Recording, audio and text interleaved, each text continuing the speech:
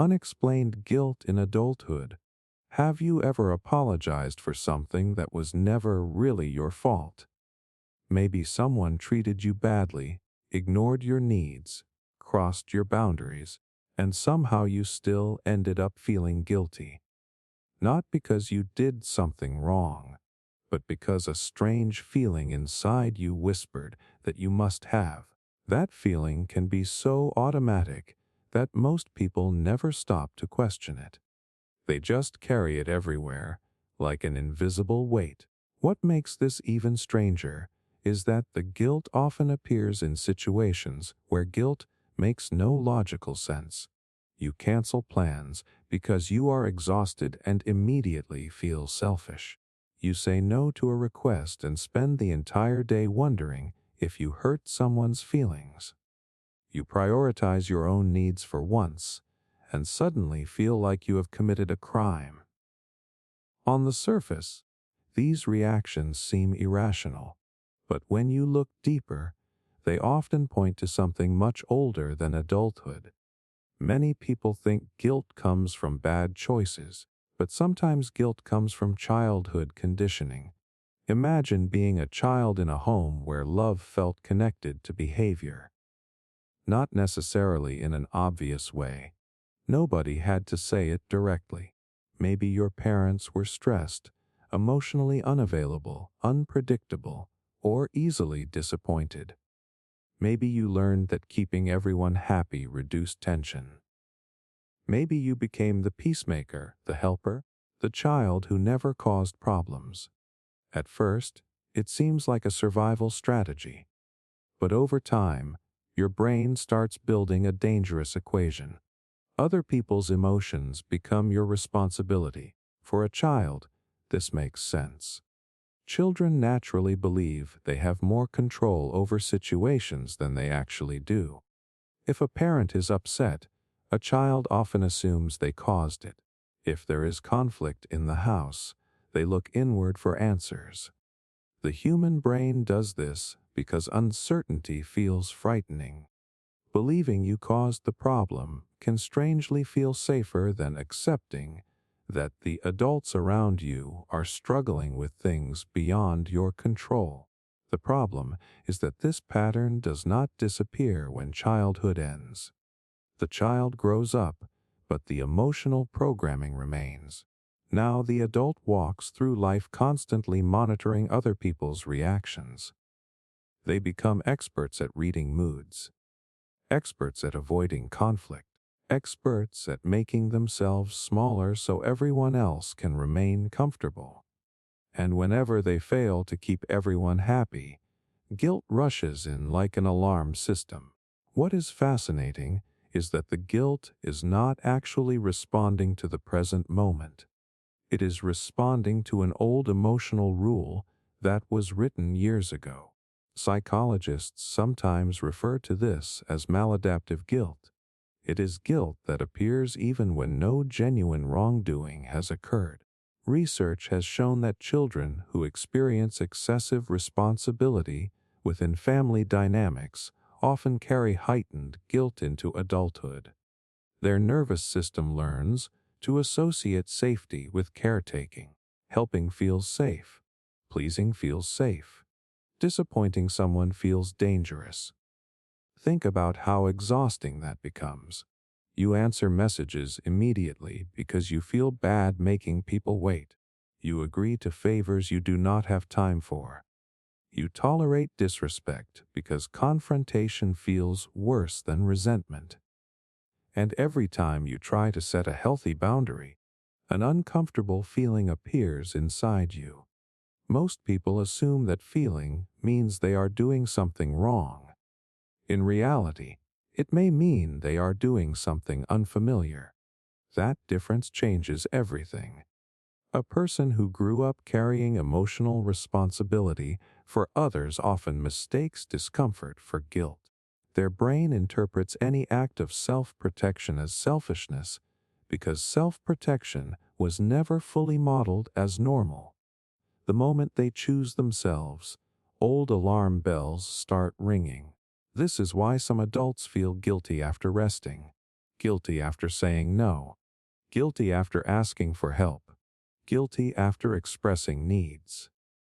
Not because these actions are harmful, but because somewhere deep down, they conflict with a childhood belief that their value comes from taking care of everyone else. And here is the unsettling part. Many people spend years trying to solve this guilt by becoming even better at pleasing others. They think if they can finally make everyone happy, the guilt will disappear. But it never does, because the guilt was never created by other people. It was created by an internal rule. Imagine carrying around a smoke detector that goes off every time you cook dinner.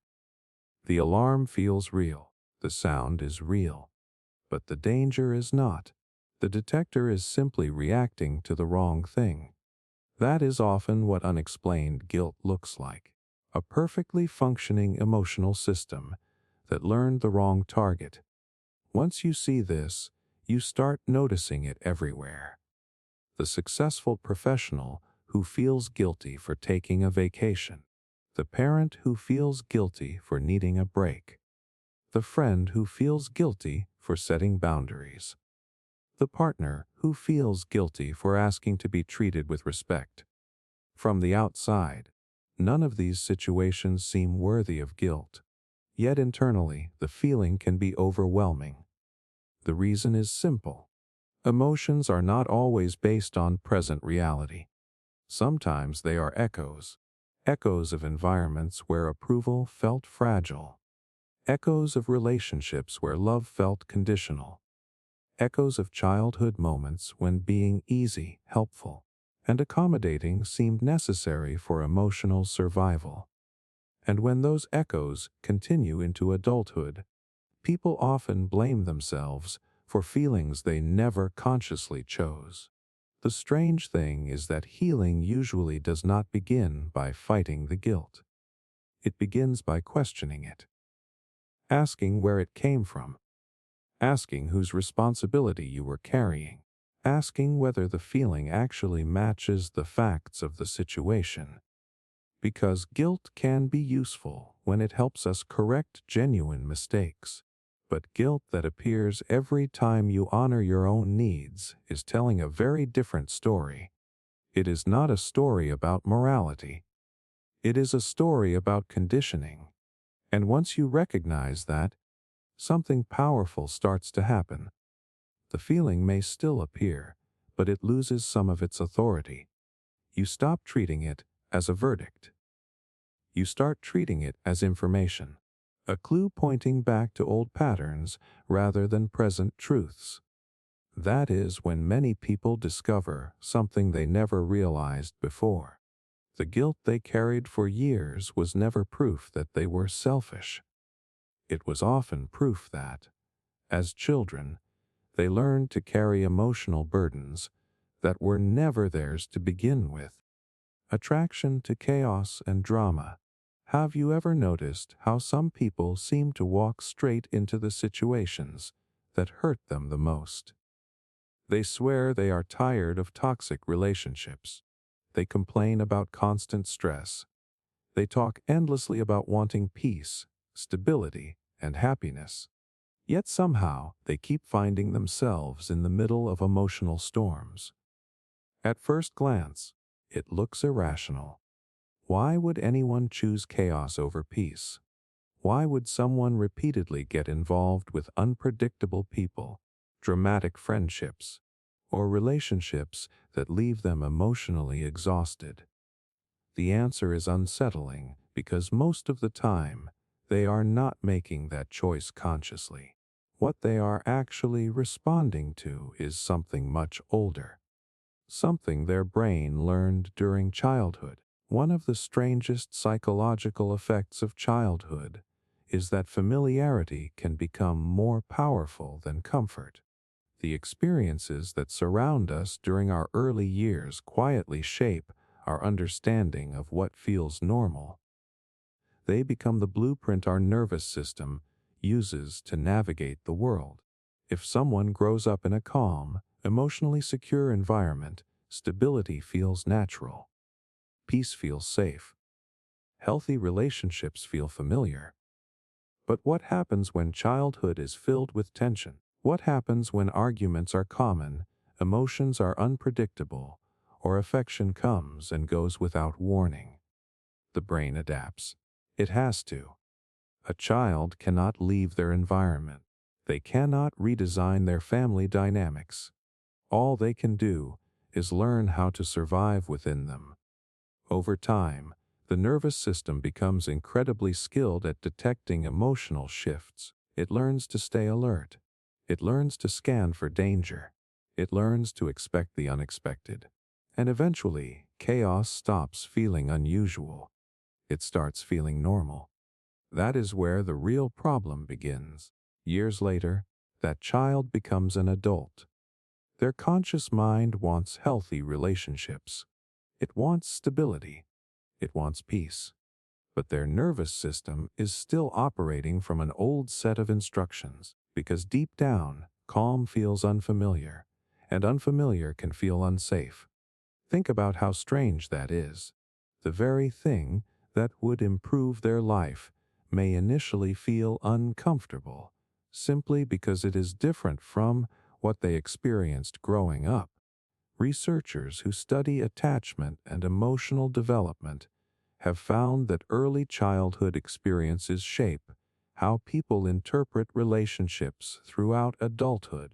When love and connection are consistently mixed with uncertainty, the brain can begin associating emotional intensity with emotional importance.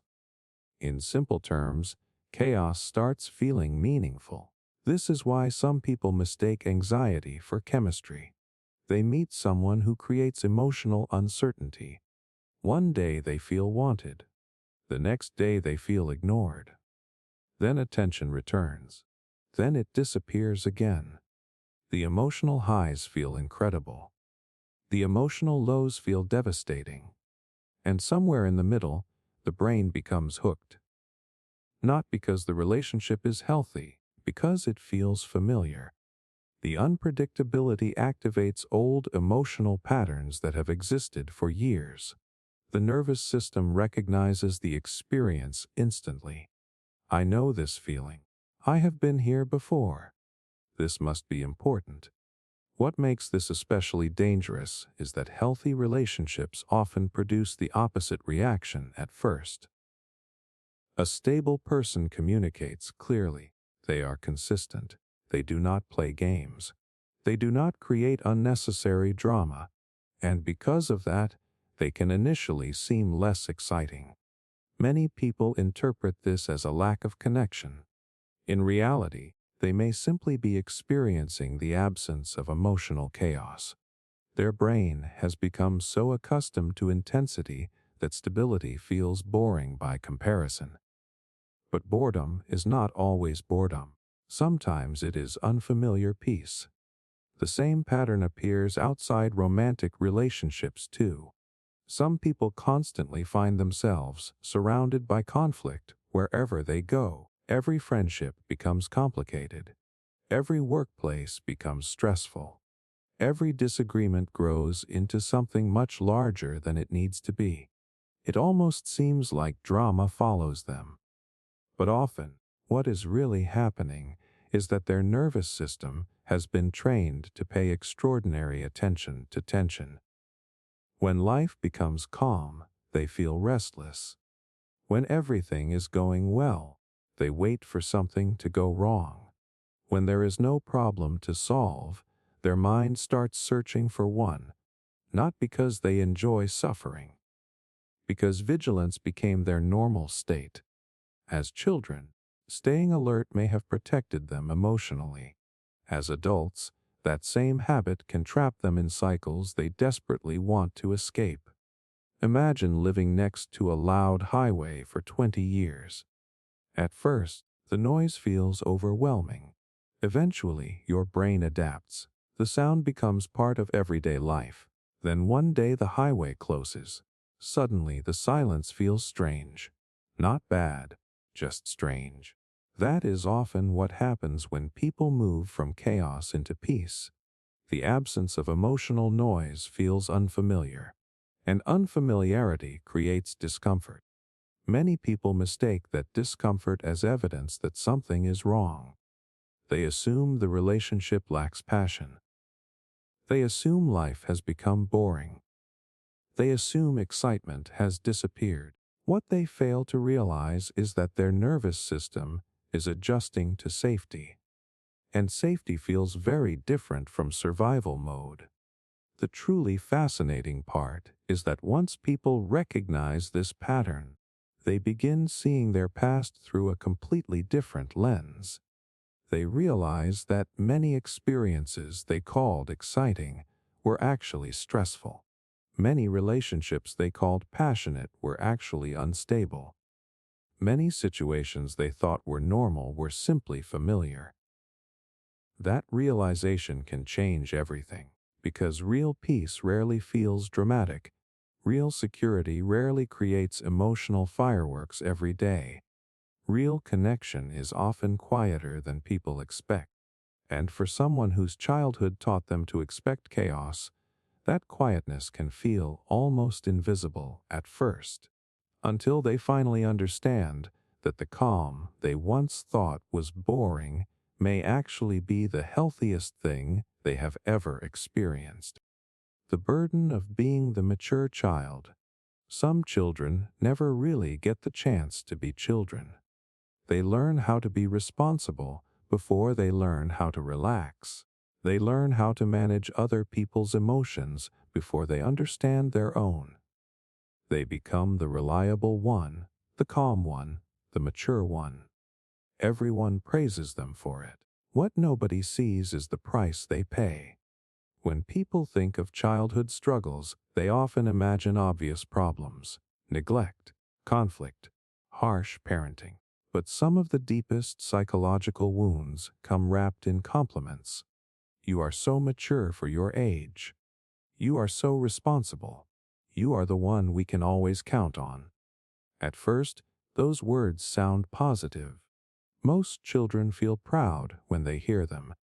They feel special, important, needed. But sometimes those compliments are describing something that should never have been necessary in the first place, because children are not supposed to carry the emotional weight of adults. Yet millions do. Maybe there was a parent who constantly leaned on them for support. Maybe there was family conflict that forced them to become the peacemaker. Maybe there were younger siblings who needed looking after. Maybe the adults around them were overwhelmed, emotionally unavailable, or struggling with their own problems. Whatever the reason, the child slowly starts stepping into a role that was never meant to belong to them. They stop asking for help. They stop expressing needs. They stop expecting comfort. Instead, they become the provider of comfort. And the scary part is how normal it feels. When a child spends years being the responsible one, they begin building their entire identity around it. Their worth becomes tied to being useful. Their value becomes tied to being dependable. They receive attention not for who they are, but for what they can handle. Over time, they learn a dangerous lesson. People need me, but nobody takes care of me. The child may not consciously think those words, but the belief quietly settles into their nervous system. Years pass.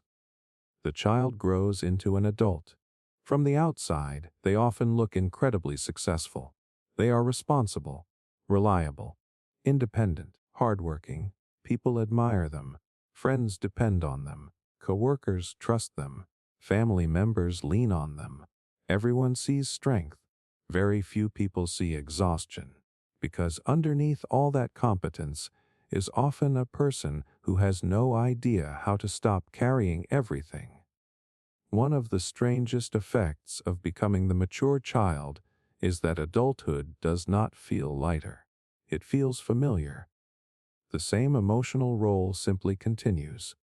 They become the friend everyone vents to, the partner who solves every problem, the employee who takes on extra responsibilities, the family member everyone calls during a crisis. And because they have spent their entire life being needed, saying no feels almost impossible. Not because they lack boundaries, because boundaries feel unnatural. Their brain learned very early that love and acceptance came through responsibility. If they stopped carrying everything, who would they be? That question often lies beneath the surface.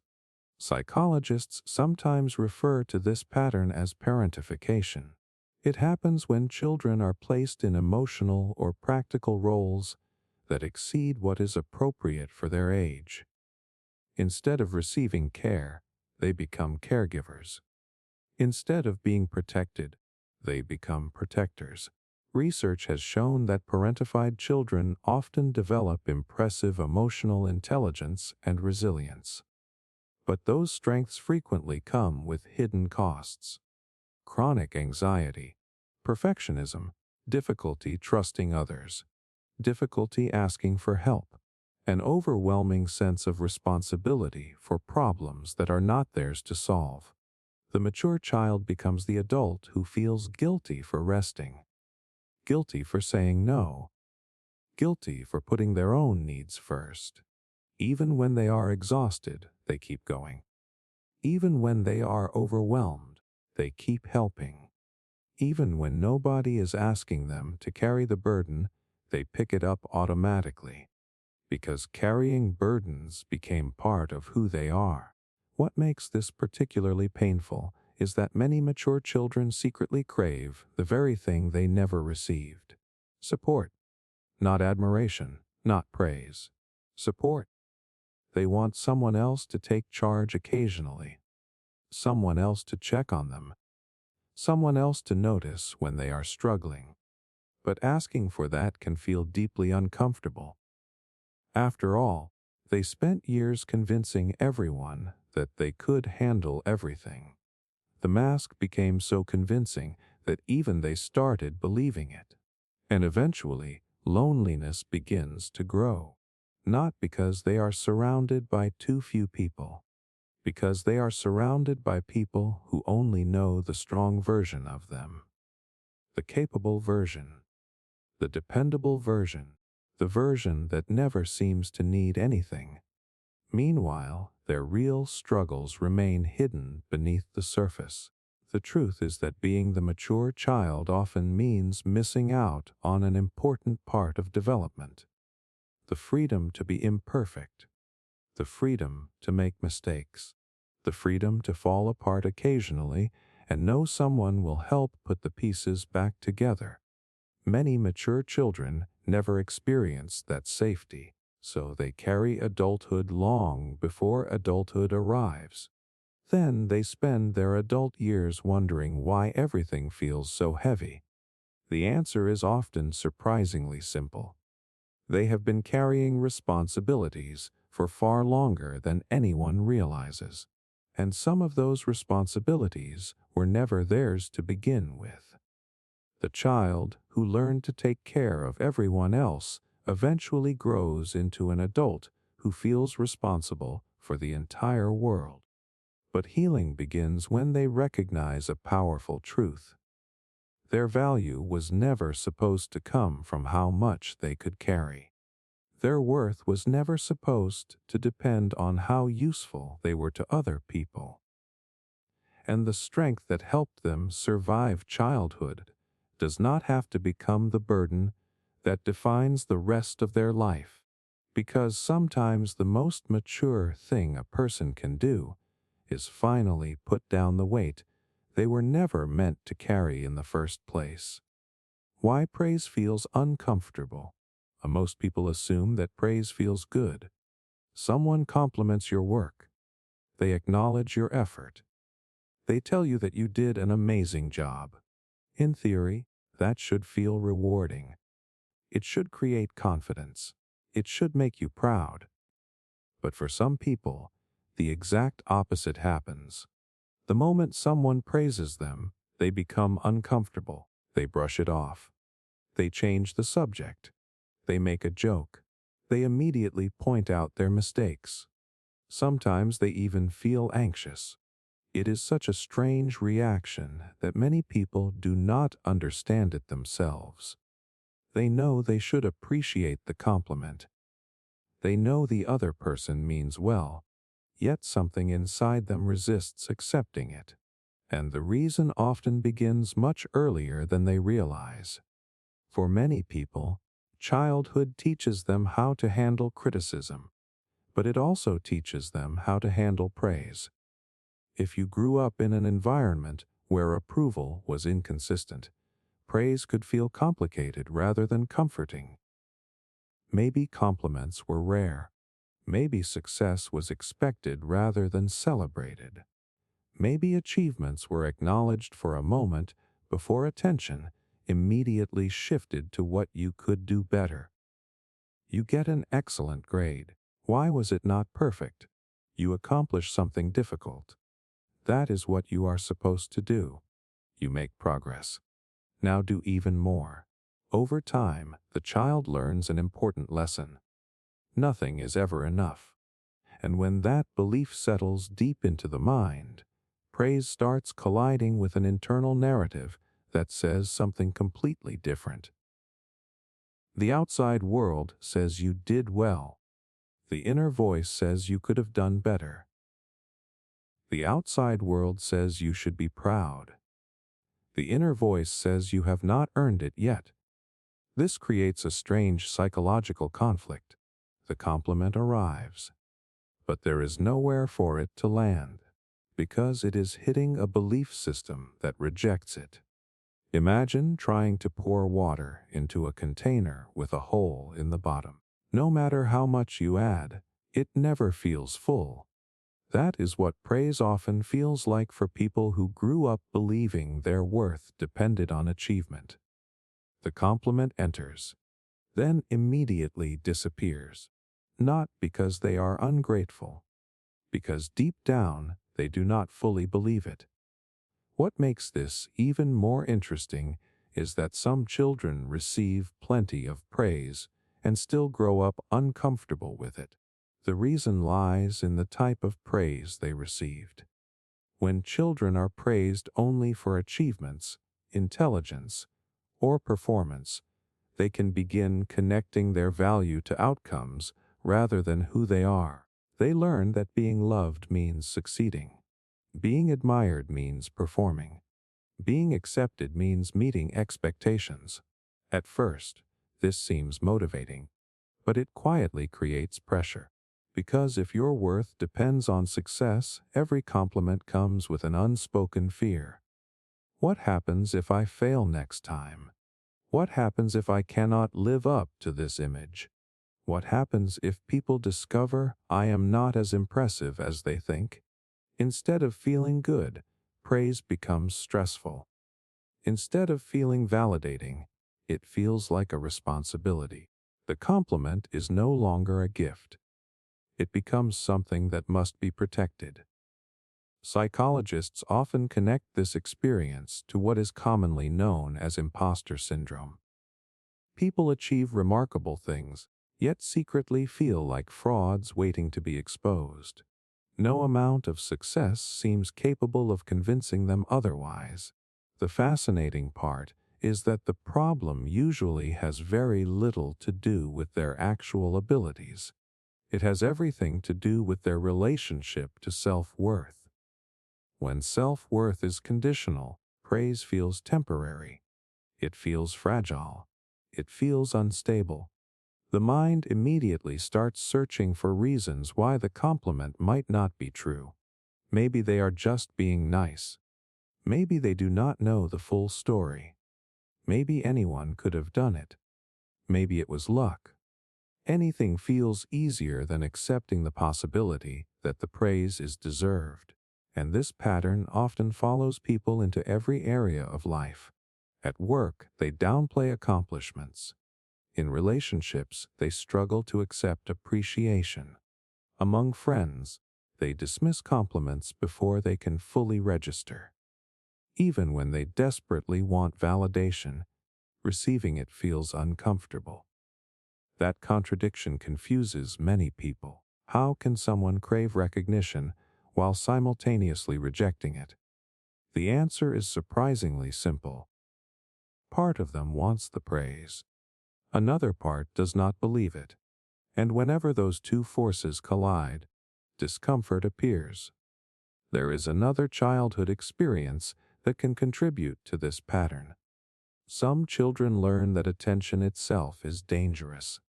Maybe praise was followed by increased expectations. Maybe success attracted criticism from siblings or peers. Maybe standing out created pressure instead of happiness. The brain notices these patterns. It begins associating recognition with risk. Years later, compliments still trigger that old emotional memory. The logical mind understands there is no threat, but the nervous system reacts as if there is. This is why praise can sometimes create anxiety instead of confidence. The reaction is not happening because of the compliment itself. It is happening because of what the compliment represents. Expectations, visibility, pressure, responsibility, old childhood fears disguised as present-day discomfort. The truly strange part is that many people spend years chasing validation without realizing they have never learned how to receive it. They work harder, achieve more, set bigger goals, collect more accomplishments. Yet every time praise arrives, they push it away. The cycle continues endlessly, not because they lack success, because they lack permission to believe it. And that permission cannot come entirely from other people. At some point, it has to come from within, because no amount of external praise can permanently silence an internal voice that refuses to acknowledge its own value. The people who eventually break this pattern often discover something unexpected. The goal is not to force themselves to become arrogant. The goal is not to constantly seek admiration. The goal is simply to let positive feedback exist without fighting it. To hear a compliment without immediately arguing with it. To receive appreciation without searching for reasons to reject it. To allow themselves to believe that doing something well does not make them selfish, arrogant, or undeserving. Because the uncomfortable feeling was never really about praise. It was about the beliefs that formed long before the praise ever arrived. And once those beliefs begin to change, something remarkable happens. Compliments stop feeling like accusations. Recognition stops feeling like pressure. And for the first time, a person can hear something positive about themselves without instinctively trying to push it away. They can simply accept it, not because they have become perfect, but because they have finally stopped treating their own worth as something that must constantly be earned. Chronic over-apologizing. Imagine meeting someone who apologizes before they even ask a question.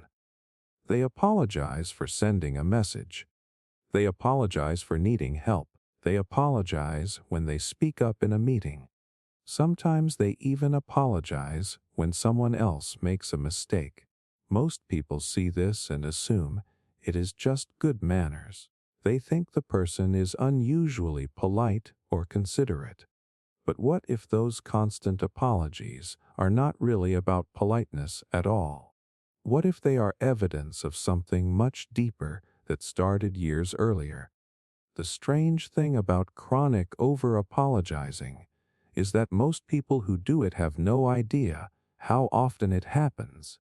It becomes so automatic that it feels like part of their personality. They are not consciously deciding to say sorry. Their brain is simply running an old program. For many adults, that program begins in childhood. Children are extremely sensitive to the emotional climate around them. They pay attention to facial expressions, tone of voice, tension in a room, and the reactions of the people they depend on. If a child grows up in an environment where conflict feels dangerous, criticism feels frequent, or emotions are unpredictable, they quickly learn to become careful. They start monitoring themselves. They think before they speak. They become experts at avoiding mistakes. Over time, many of them develop a quiet belief that keeping other people comfortable is their responsibility. The child may never put those words together consciously, but the lesson still gets absorbed. If everyone around me is okay, then I am safe. If someone is upset, then I must have done something wrong. That belief follows them into adulthood. Suddenly, every interaction carries a subtle sense of responsibility. If a friend seems distant, they assume they caused it. If a coworker sounds frustrated, they wonder whether they made a mistake. If someone does not respond to a text message quickly, they begin replaying previous conversations in their mind, looking for something they might have done wrong. And because they constantly feel responsible for maintaining harmony, apologizing becomes their first response. It is almost like an emotional reflex. Before they have even decided whether they are actually at fault, the word sorry has already left their mouth. What makes this especially strange is that the apology often has nothing to do with guilt. Most people think apologies happen because someone believes they have done something wrong. But chronic apologizers frequently apologize even when they know they have done nothing wrong. The apology serves a different purpose. It reduces tension. It prevents potential conflict. It reassures other people. In a way, it becomes a social safety blanket. The brain learns that saying sorry can quickly smooth over uncomfortable situations, so it starts using that strategy everywhere. Psychologists often talk about something called hypervigilance, a state where the brain becomes highly alert to potential threats. Children who grow up around criticism, emotional volatility, or unstable environments can develop this heightened awareness because it helps them predict problems before they happen. The problem is that the brain does not always know when to stop. Years later, the adult continues scanning for signs of disapproval even when no real threat exists. They walk into conversations already preparing to take responsibility. They enter social situations expecting that they might have done something wrong. As a result, apologies become woven into everyday communication. You can see how exhausting this becomes. Imagine carrying an invisible burden that tells you every negative emotion in the room might somehow be your fault. Imagine feeling responsible not only for your own feelings, but for everyone else's as well. That is the hidden reality many chronic apologizers live with. They spend enormous amounts of mental energy managing situations that were never theirs to manage. They apologize for having needs. They apologize for taking up space. They apologize for expressing disagreement.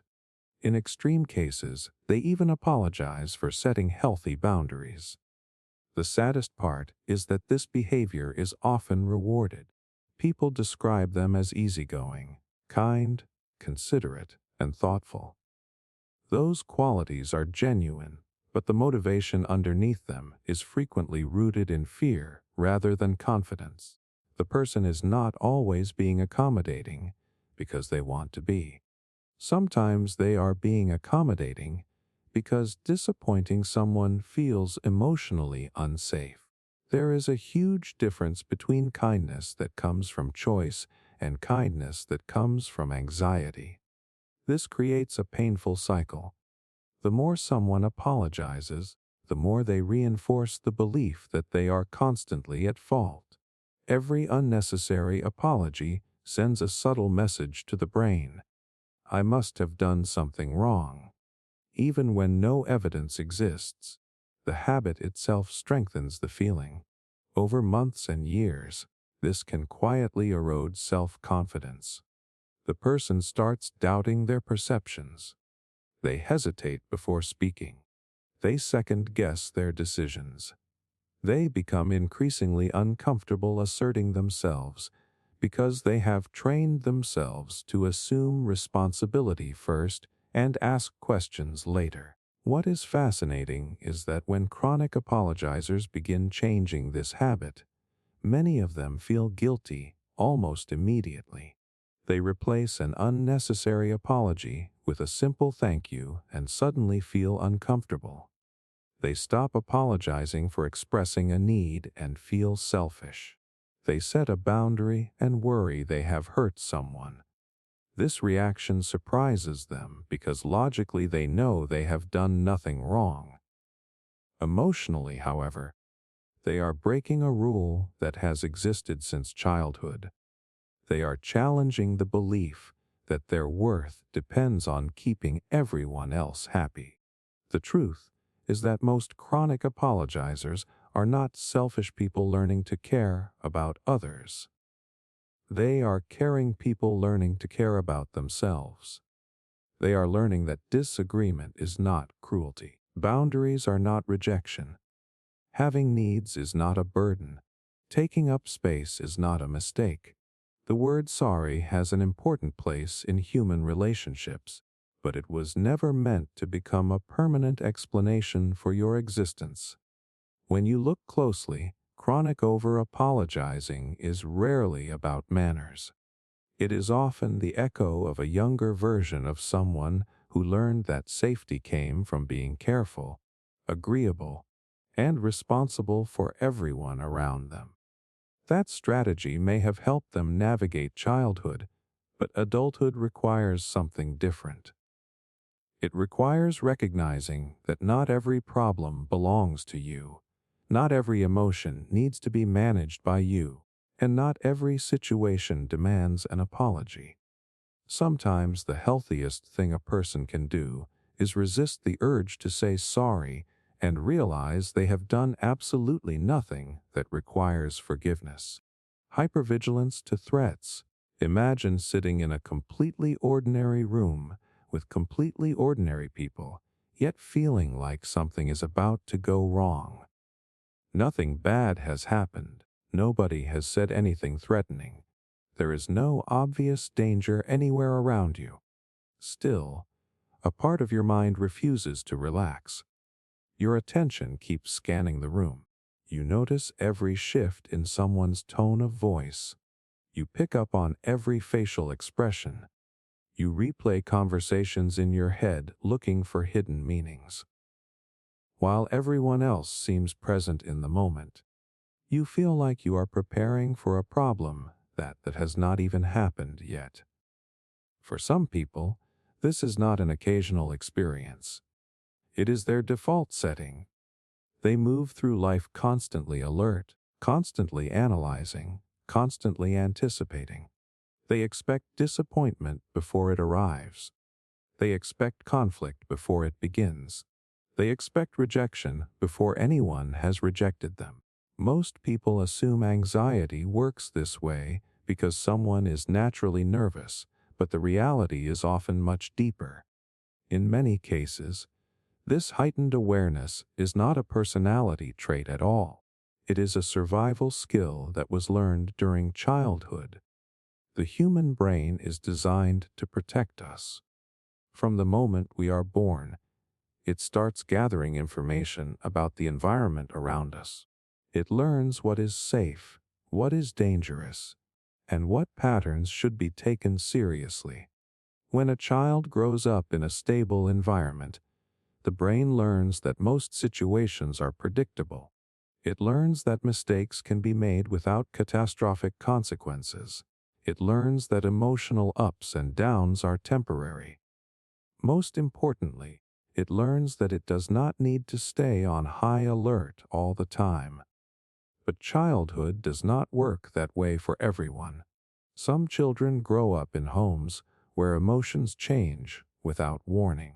One moment everything feels normal. The next moment there is tension, anger, criticism, conflict, or emotional withdrawal. Sometimes the problem is not even obvious.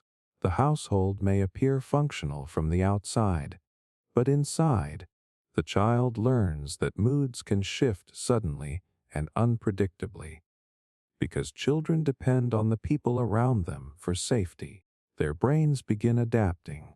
They pay closer attention. They become more observant. They learn to read tiny emotional signals that other people would never notice. At first, this adaptation is incredibly useful. A child who can predict a parent's mood may be able to avoid criticism. A child who notices tension early may prepare for conflict before it escalates. A child who constantly watches for emotional changes may feel more in control of an unpredictable environment. The brain rewards these behaviors because they increase the child's chances of navigating difficult situations successfully. The problem is that the brain does not automatically update those rules when childhood ends. Years later, the child becomes an adult, but the nervous system continues operating as though danger could appear at any moment. The person walks into social situations already scanning for problems. They analyze text messages for hidden meanings. They notice subtle changes in someone's expression and immediately wonder if they have done something wrong. They hear a slightly different tone of voice and start imagining worst-case scenarios. While other people experience a conversation, they are often monitoring the conversation from the outside, trying to detect threats before they emerge. What makes hypervigilance especially exhausting is that it can look like intelligence.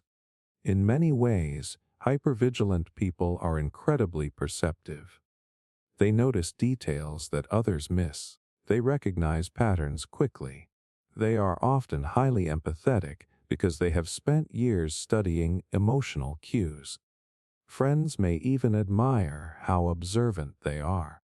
But beneath that ability is usually a nervous system that has never fully learned how to feel safe. Think about how much energy that requires. Imagine driving a car while pressing both the accelerator and the brake at the same time. The vehicle still moves forward, but it consumes far more energy than necessary. That is often what hypervigilance feels like. The person continues functioning. They go to work. They maintain relationships. They accomplish goals, yet underneath everything is a constant state of alertness that drains emotional resources day after day. One of the strangest effects of hypervigilance is that the brain starts treating possibilities as realities. Instead of responding to what is actually happening, it responds to what might happen. A delayed reply becomes a sign of rejection. A disagreement becomes a threat to the relationship. A mistake becomes evidence of future failure. The mind constantly jumps ahead, trying to solve problems that do not exist yet. It feels productive because it creates the illusion of preparedness, but in reality, it often traps people in a cycle of anxiety and overthinking. Psychologists sometimes describe this as a nervous system that has become overprotective. It is like having a smoke detector that becomes so sensitive it goes off every time someone cooks dinner. The alarm is not broken. In fact, it is working exactly as it was designed to work. The problem is that it has become too responsive. It detects danger where there is no actual fire. In the same way, a hypervigilant brain is not weak or defective. It is often a brain that adapted extremely well to an environment that demanded constant awareness. The heartbreaking part is that many people blame themselves for this experience. They call themselves paranoid, overly sensitive, or irrational. They wonder why they cannot simply relax like everyone else. They become frustrated with their own minds. What they do not realize is that their brain is often trying to protect them using rules that were written years ago. The reactions that seem excessive today may have been completely reasonable in the environment where they first developed. This realization changes the way many people view themselves. Instead of seeing their hypervigilance as proof that something is wrong with them, they begin recognizing it as evidence of adaptation. The same awareness that once helped them survive difficult situations is now showing up in places where it is no longer needed. The goal is not to hate that part of themselves. The goal is to understand it. Because once you understand why your mind is constantly scanning for threats, you start noticing something important. Not every uncomfortable feeling is a warning. Not every uncertainty is a danger. Not every change in someone's mood is your responsibility to decode. Sometimes the threat exists only because your brain has become so accustomed to looking for one. And that is the strange legacy childhood can leave behind. Long after the environment changes, the survival strategies remain. The child who once needed to stay alert becomes the adult who struggles to switch that alertness off. Yet the moment they realize where the pattern came from, they gain something powerful. They gain the ability to question whether the alarm is reacting to a real fire or simply echoing a danger that belongs to the past. Extreme independence. Most people admire independence. It is one of those qualities that almost always gets praised. The person who never asks for help, never complains, never depends on anyone, and always seems capable of handling everything on their own, is usually seen as strong. They are the reliable friend, the dependable employee, the person who always has their life together. From the outside, they look confident and self-sufficient. But what if that independence is not actually a strength? What if it is a defense mechanism? One of the strangest psychological effects of childhood is that some people become so independent that relying on another person starts to feel uncomfortable. Not inconvenient. Not difficult. Uncomfortable. Even when support is available, they avoid it. Even when someone genuinely wants to help, they hesitate to accept it. They would rather struggle alone than risk depending on someone else. To most people, this seems admirable. In reality, it is often a sign that something important was missing during childhood. Think about how children normally learn trust. A child has a need. They express it. A parent responds. The child feels safe. This process repeats thousands of times throughout development. Over time, the brain learns a simple lesson. When I need help, someone will be there. That lesson becomes the foundation for healthy relationships later in life. But not every child learns that lesson. Some children learn something very different. Maybe their emotional needs were ignored. Maybe they were told to stop crying, stop complaining, or stop being dramatic whenever they ask for comfort. Maybe the adults around them were physically present, but emotionally unavailable. Maybe promises were constantly broken. Maybe asking for help led to disappointment so many times that they eventually stopped asking altogether. Children are incredibly adaptable. When a strategy does not work, they find another one. If reaching out for support repeatedly ends in frustration, the brain starts looking for alternatives. Eventually, a new rule forms. Do not depend on anyone. Handle it yourself. At first, this adaptation makes perfect sense. If support is unreliable, self-reliance becomes a survival strategy. The child learns how to solve problems alone. They learn how to manage emotions privately. They learn how to carry burdens without showing weakness. The more they rely on themselves, the safer they feel. The problem is that this strategy often follows them into adulthood. Years later, they become the person everyone admires for being independent. They rarely ask for favors. They rarely share struggles. They rarely let people see when they are overwhelmed. On the surface, it looks like confidence. Underneath, it is often fear. Because true independence is the ability to stand on your own when necessary. Extreme independence is the belief that you must. That difference changes everything. People with extreme independence often experience a strange discomfort when someone offers support. A simple gesture of help can make them feel vulnerable. Being cared for can feel unfamiliar.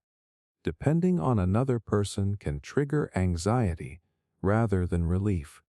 Even when they desperately need assistance, they convince themselves they should handle it alone. What makes this especially confusing is that many of these people genuinely crave connection. They want close relationships. They want support. They want someone they can trust. Yet, whenever those opportunities appear, they instinctively pull back. The reason is that trust is not just a decision. It is a learned expectation. If childhood repeatedly taught someone that relying on others leads to disappointment, their nervous system starts treating dependence as a risk. The logical part of their mind may understand that not everyone will let them down. But emotionally, the old lesson remains active. This is why some people would rather carry impossible amounts of stress than ask for help. They would rather spend hours struggling with a problem than admit they need assistance. They would rather suffer in silence than risk feeling dependent on another person. To them, self-sufficiency feels safe. Reliance feels dangerous. Psychologists often observe this pattern in individuals with avoidant attachment tendencies. When early experiences consistently communicate that emotional needs will not be met, the brain begins minimizing those needs altogether. It becomes easier to convince yourself you do not need anyone than to repeatedly experience disappointment. Over time, independence transforms from a useful skill into an emotional shield. The difficult part is that shields protect, but they also isolate. The same wall that keeps disappointment out often keeps connection out as well. You can see this in relationships. Someone may deeply care about their partner, but struggle to share vulnerabilities. They may appear distant during difficult moments, not because they do not trust their partner, but because their instinct is to solve problems privately. They may avoid asking for emotional support even when they desperately need it. To the outside world, they seem strong. Internally, they are carrying everything alone. The irony is that many extremely independent people are exhausted, not physically, emotionally. They spend years carrying responsibilities, stress, fears, and challenges without allowing others to share the load. Because asking for help feels uncomfortable, they keep adding weight to their shoulders until the burden becomes overwhelming. And yet, even then, many of them continue saying the same thing. I am fine. I can handle it. I will figure it out myself. Those words sound powerful, but sometimes they hide a deeper truth. Sometimes they are not expressions of confidence. They are expressions of conditioning. The fascinating thing is that healing often begins when a person realizes that needing support is not weakness. In fact, human beings were never designed to carry everything alone. From the very beginning, survival depended on connection, cooperation, and trust. Independence is valuable, but complete self-reliance comes at a cost. The strongest people are not always the ones who never need help. Often, they are the ones who have learned when to accept it. For someone with extreme independence, that lesson can feel incredibly uncomfortable at first. Letting people help may create anxiety. Sharing struggles may feel unnatural. Relying on someone else may feel risky. But discomfort does not always mean danger. Sometimes it simply means you are doing something unfamiliar. And that is the hidden truth behind extreme independence. What looks like strength from the outside is often a child who learned they could only count on themselves. The independence may have helped them survive, but survival and connection are not the same thing. At some point, the person who learned to carry everything alone must confront a difficult realization. Being able to do everything by yourself is not the same as never needing anyone. And sometimes the greatest act of strength is allowing yourself to believe that support can exist without disappointment. Trust can exist without betrayal, and connection does not have to come with a cost. Never feeling safe at home. When most people hear the word home, they picture comfort. They think of a place where they can finally relax after a long day, where they can let their guard down, be themselves, and feel protected from the outside world. Home is supposed to be the place where your nervous system gets a chance to rest. But for some children, home becomes the very place where they learn that rest is dangerous. One of the most overlooked psychological effects of childhood is growing up in a house where you never truly felt safe. Not necessarily unsafe in the obvious sense. There may not have been violence. There may not have been constant screaming. From the outside, everything might have looked completely normal. Yet inside the home, there was a feeling that never went away. A feeling that you always had to be careful. Careful about what you said. Careful about how you acted. Careful about which version of someone you were going to encounter that day. For a child, that kind of environment changes everything. Children are not just learning math, language, and social skills. They are learning what the world feels like. They are learning whether people can be trusted, whether mistakes are safe, whether emotions are welcome, and whether they can truly relax without consequences. When home feels emotionally unpredictable, the brain starts adapting to that reality. Instead of learning how to rest, it learns how to stay alert. Imagine a child walking through their own house while constantly paying attention to the emotional temperature of the room. Before speaking, they check someone's mood. Before asking for something, they calculate whether it is a good moment. Before expressing emotions, they wonder how other people will react. These calculations happen so often that they become automatic. Eventually, the child is not consciously thinking about them anymore. Their nervous system is doing the work in the background. The strange thing is that many people who experienced this kind of childhood do not realize how much it affected them.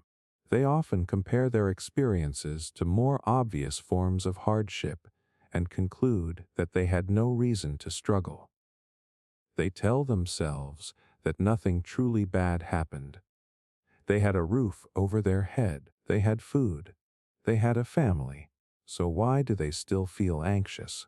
Why do they still feel restless? Why does relaxation feel so difficult? The answer is that safety is not just physical. A child can be physically protected while still feeling emotionally unsafe. A home becomes emotionally unsafe when a child never knows what to expect. Maybe a parent was loving one day and distant the next. Maybe criticism appeared without warning. Maybe conflict could erupt from something small and unpredictable. Maybe emotions were dismissed, mocked, or treated as inconveniences. The details vary from family to family, but the result is often the same. The child learns that being completely relaxed is risky. Over time, this creates a nervous system that is always preparing for something. Even during calm moments, part of the brain remains on standby. It is waiting for tension. waiting for disappointment, waiting for a shift in the atmosphere.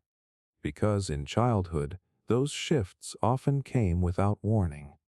Years later, the environment changes but the pattern remains. The child becomes an adult who struggles to relax even when there is no danger present. They sit on vacation and feel restless. They spend a peaceful evening at home and suddenly feel anxious for no obvious reason. They finish an important project and immediately start worrying about the next problem. Their body has become so accustomed to vigilance that calmness feels unfamiliar. This is one of the reasons some people feel strangely uncomfortable when life is going well. Most assume they should feel relief. Instead, they feel suspicious. They start wondering what is about to go wrong. They find themselves waiting for bad news even when there is no evidence that bad news is coming. From the outside, this can seem irrational. But the brain is not responding to the present, it is responding to the past. Psychologists often explain that the nervous system learns through repetition.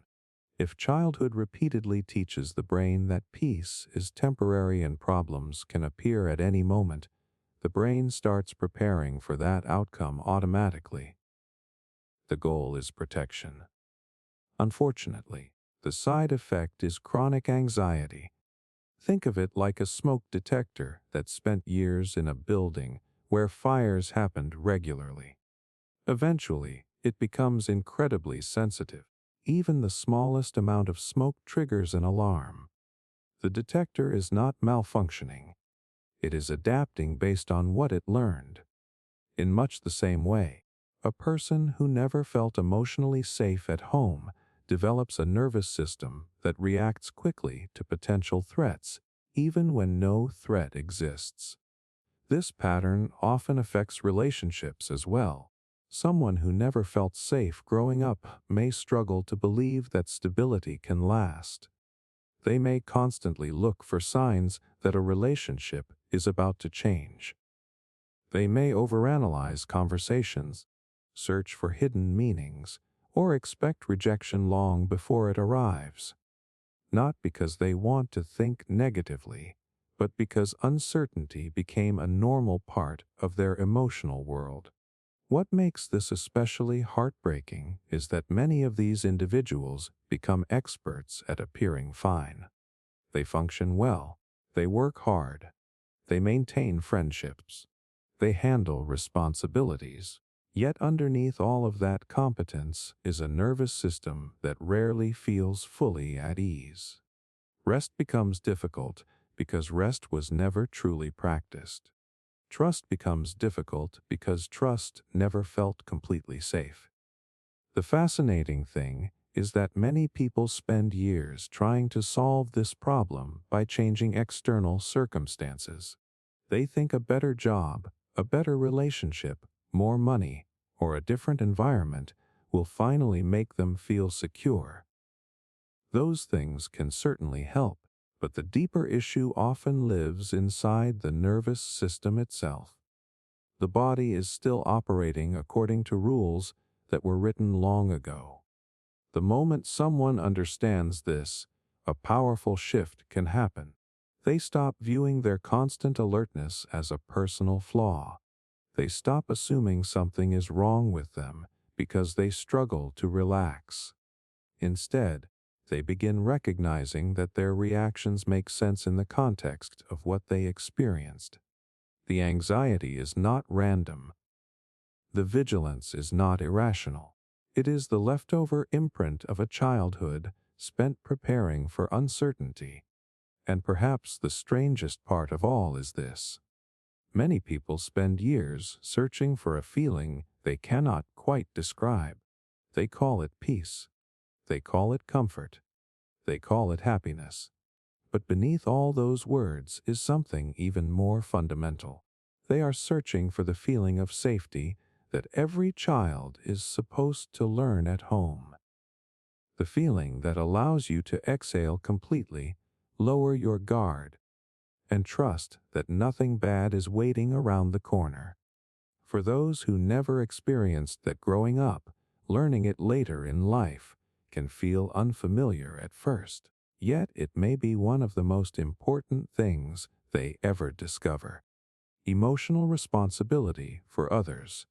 Have you ever met someone who seems to carry the emotions of everyone around them? The moment a friend is upset, they feel responsible for fixing it. If there is tension in a relationship, they immediately assume it is their job to make things right. When someone is angry, disappointed, stressed, or hurt, they cannot simply acknowledge those emotions and move on. Instead, they absorb them. They carry them. They treat them as personal responsibilities. At first glance, this looks like compassion. It looks like empathy. It looks like someone who deeply cares about other people.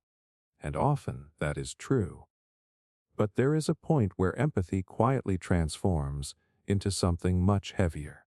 A point where caring about someone's feelings becomes believing that you are responsible for managing those feelings.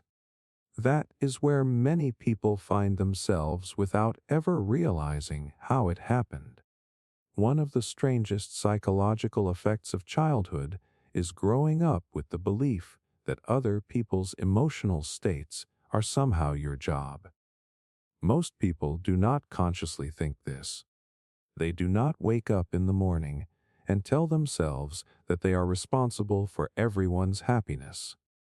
Yet their behavior reveals a different story.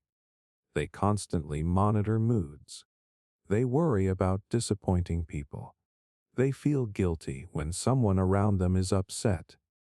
They spend enormous amounts of energy trying to prevent negative emotions in others, even at their own expense. The roots of this pattern often begin in childhood. Children naturally depend on the adults around them for safety and connection. Because of that dependence, they become highly sensitive to emotional changes within the family. If a parent is stressed, angry, withdrawn, or overwhelmed, a child notices. They may not understand the cause, but they feel the impact.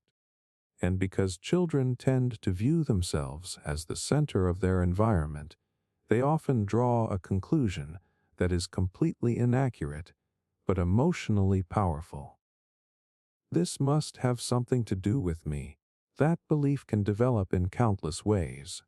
Maybe a parent frequently vented to the child about adult problems. Maybe the child became the peacemaker during family conflicts. Maybe they learned that keeping everyone happy reduced tension at home. Maybe affection was more available when they were helpful, agreeable, and emotionally supportive. Whatever the circumstances, the child slowly learns a lesson that follows them into adulthood. If people around me are okay, then I am okay. If people around me are upset, then I need to do something about it. At first, this adaptation can seem useful. It encourages awareness. It helps the child navigate difficult situations. It teaches them to pay attention to emotional cues. But over time, the skill becomes a burden. The child grows into an adult who cannot separate their own emotional well-being from the emotions of others. Imagine how exhausting that becomes. A friend is having a bad day, and you feel responsible for cheering them up. A coworker seems irritated, and you spend hours wondering whether you caused it. A partner is stressed about something completely unrelated to you, yet you feel guilty for not being able to fix it. Even strangers can trigger this response. Someone appears disappointed, and you immediately start searching for ways to make them feel better. The problem is not kindness. The problem is ownership. Healthy empathy allows you to care about someone else's emotions. Emotional responsibility convinces you that those emotions belong to you. That difference changes everything. People who carry emotional responsibility for others often struggle with boundaries. Saying no feels selfish. Prioritizing their own needs feels wrong. They become so focused on maintaining other people's comfort that they gradually lose touch with their own. They learn to anticipate what everyone else needs while ignoring what they need themselves. What makes this especially difficult is that society often rewards the behavior. These individuals are described as caring, selfless, thoughtful, and dependable. Friends rely on them. Family members turn to them. Coworkers appreciate them. The world praises their willingness to help. Very few people notice the cost.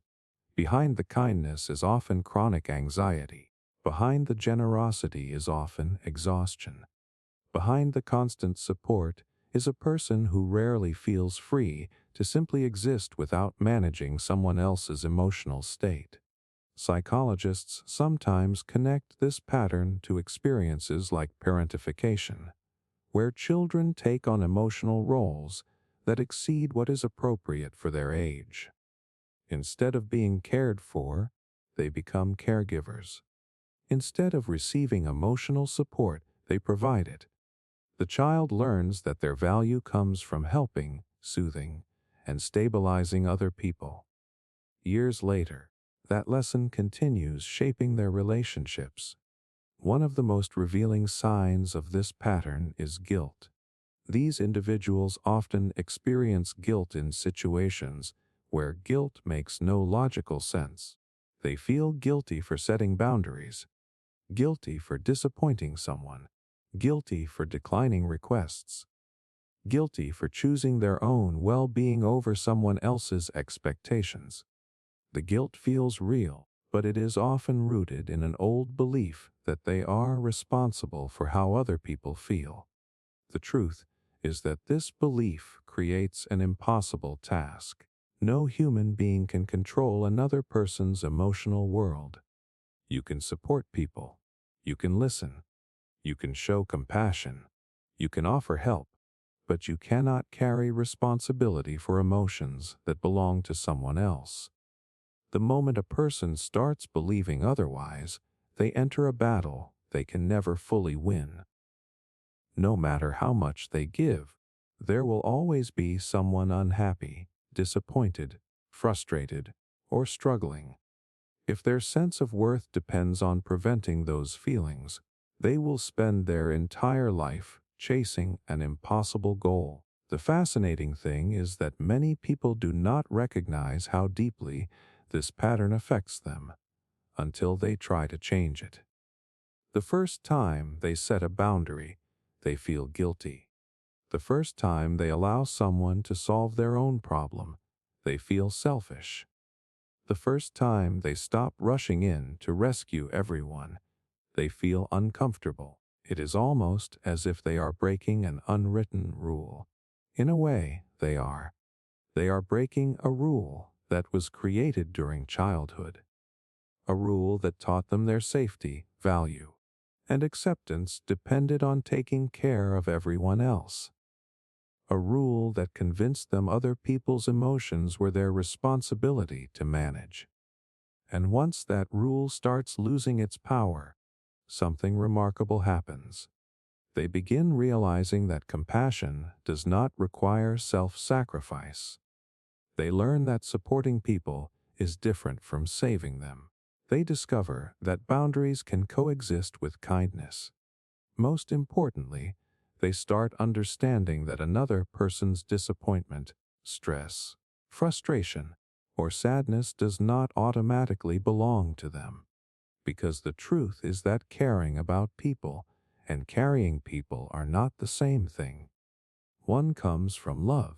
The other comes from a burden that many children were never meant to carry in the first place. And when that burden is finally put down, people often experience something they have not felt in years. Relief, not because they stopped caring about others, but because they finally stopped treating every emotion in the room as their responsibility. That realization does not make them less compassionate. It simply allows them to care for others without losing themselves in the process. Childhood embarrassment that never leaves. Most people can remember at least one embarrassing moment from childhood. Maybe it was something awkward they said in class. Maybe they tripped in front of a group of people. Maybe they answered a question incorrectly and everyone laughed. Usually, these moments fade with time. They become funny stories or distant memories that barely matter anymore. But for some people, certain moments never really disappear. Years pass. Sometimes decades pass, yet the memory still feels strangely alive. They can replay it in perfect detail. The emotions return instantly.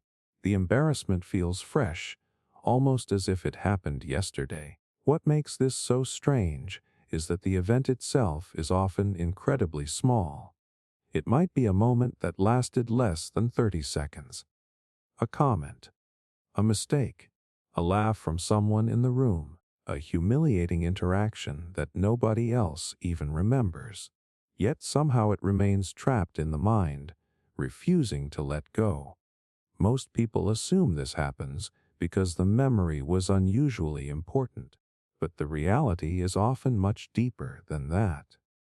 The reason certain childhood embarrassments stay with us is not always because of what happened. It is because of what that moment seemed to prove. Imagine a child who already feels different from everyone around them. Maybe they are shy. Maybe they struggle socially. Maybe they constantly worry about being judged. Then one day something embarrassing happens in front of other people.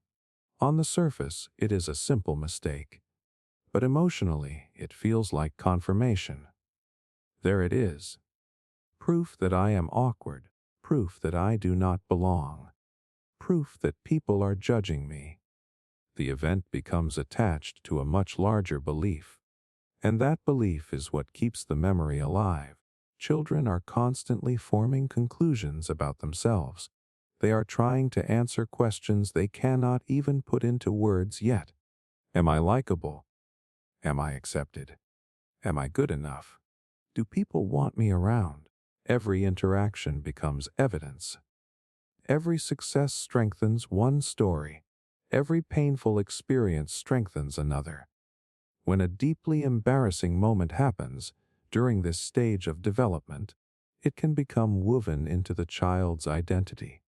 The memory stops being about what happened. It starts becoming about who they think they are. That is why certain moments remain so vivid. The brain is not preserving the event itself. It is preserving the meaning attached to the event. Years later, the adult may still feel a wave of shame when the memory appears. Rationally, they know it should not matter anymore. They know nobody else is thinking about it. They know the people involved have probably forgotten it completely. Yet the emotional reaction remains surprisingly intense. Part of the reason is that the brain stores emotionally charged memories differently than ordinary experiences.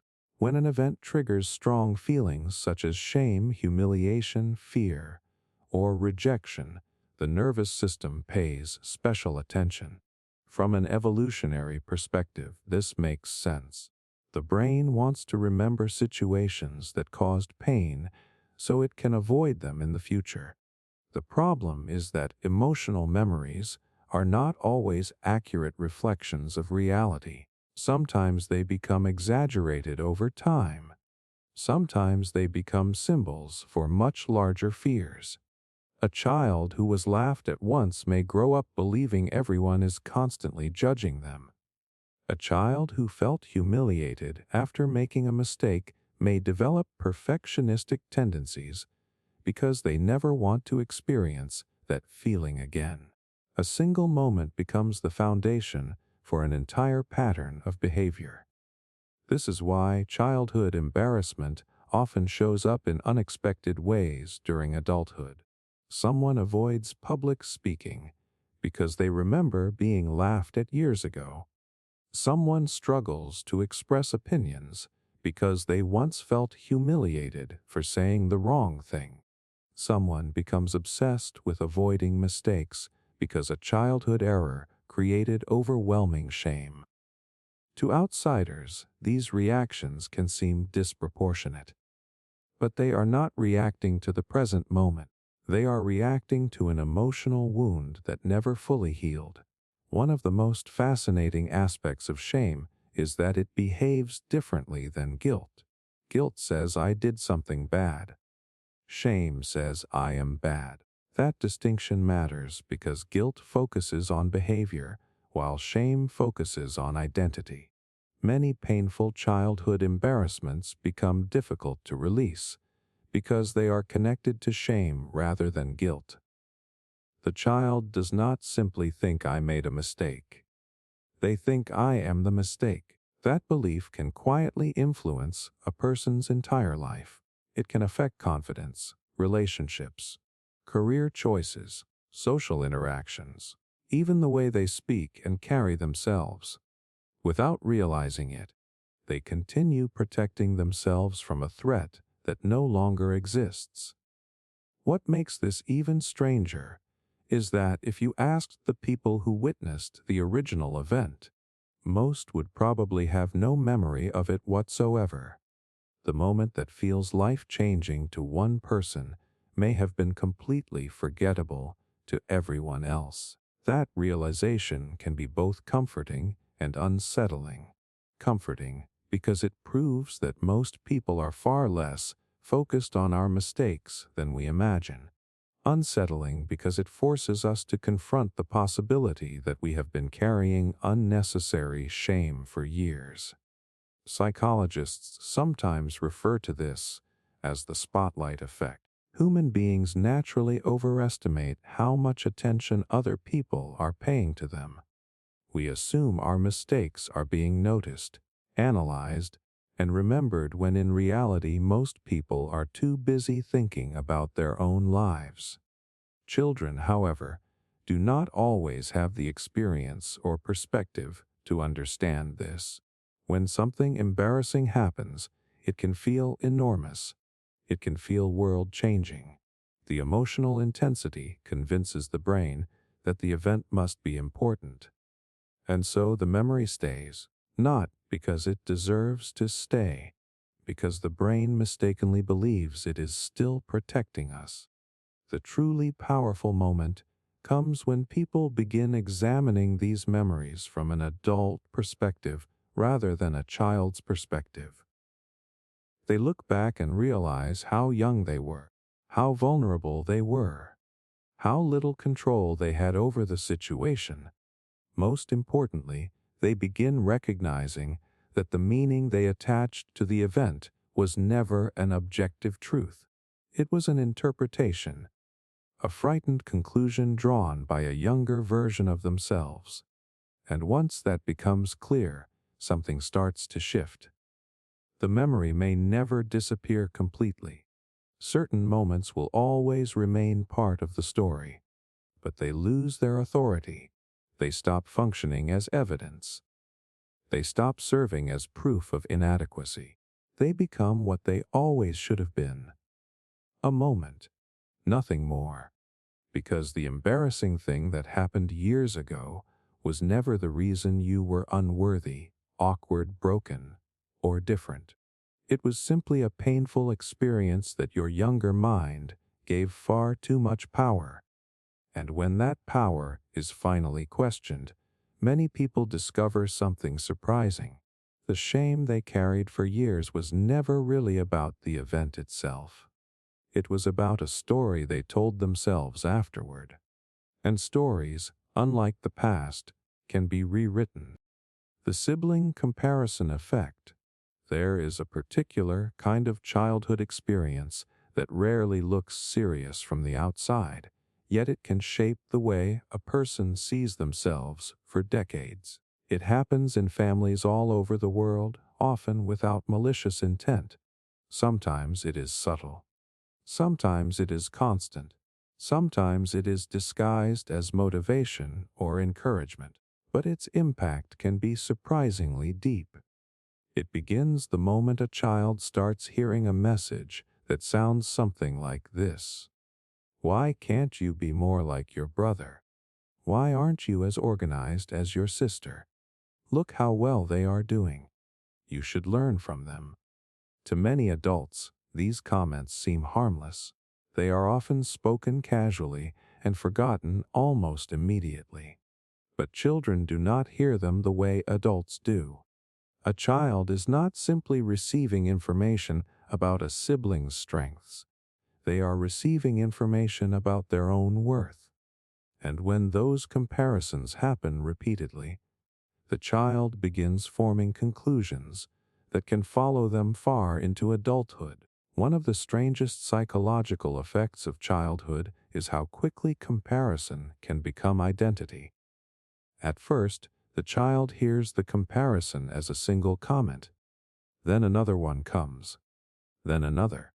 Eventually, the comparison stops feeling like something other people are saying and starts feeling like something they believe about themselves.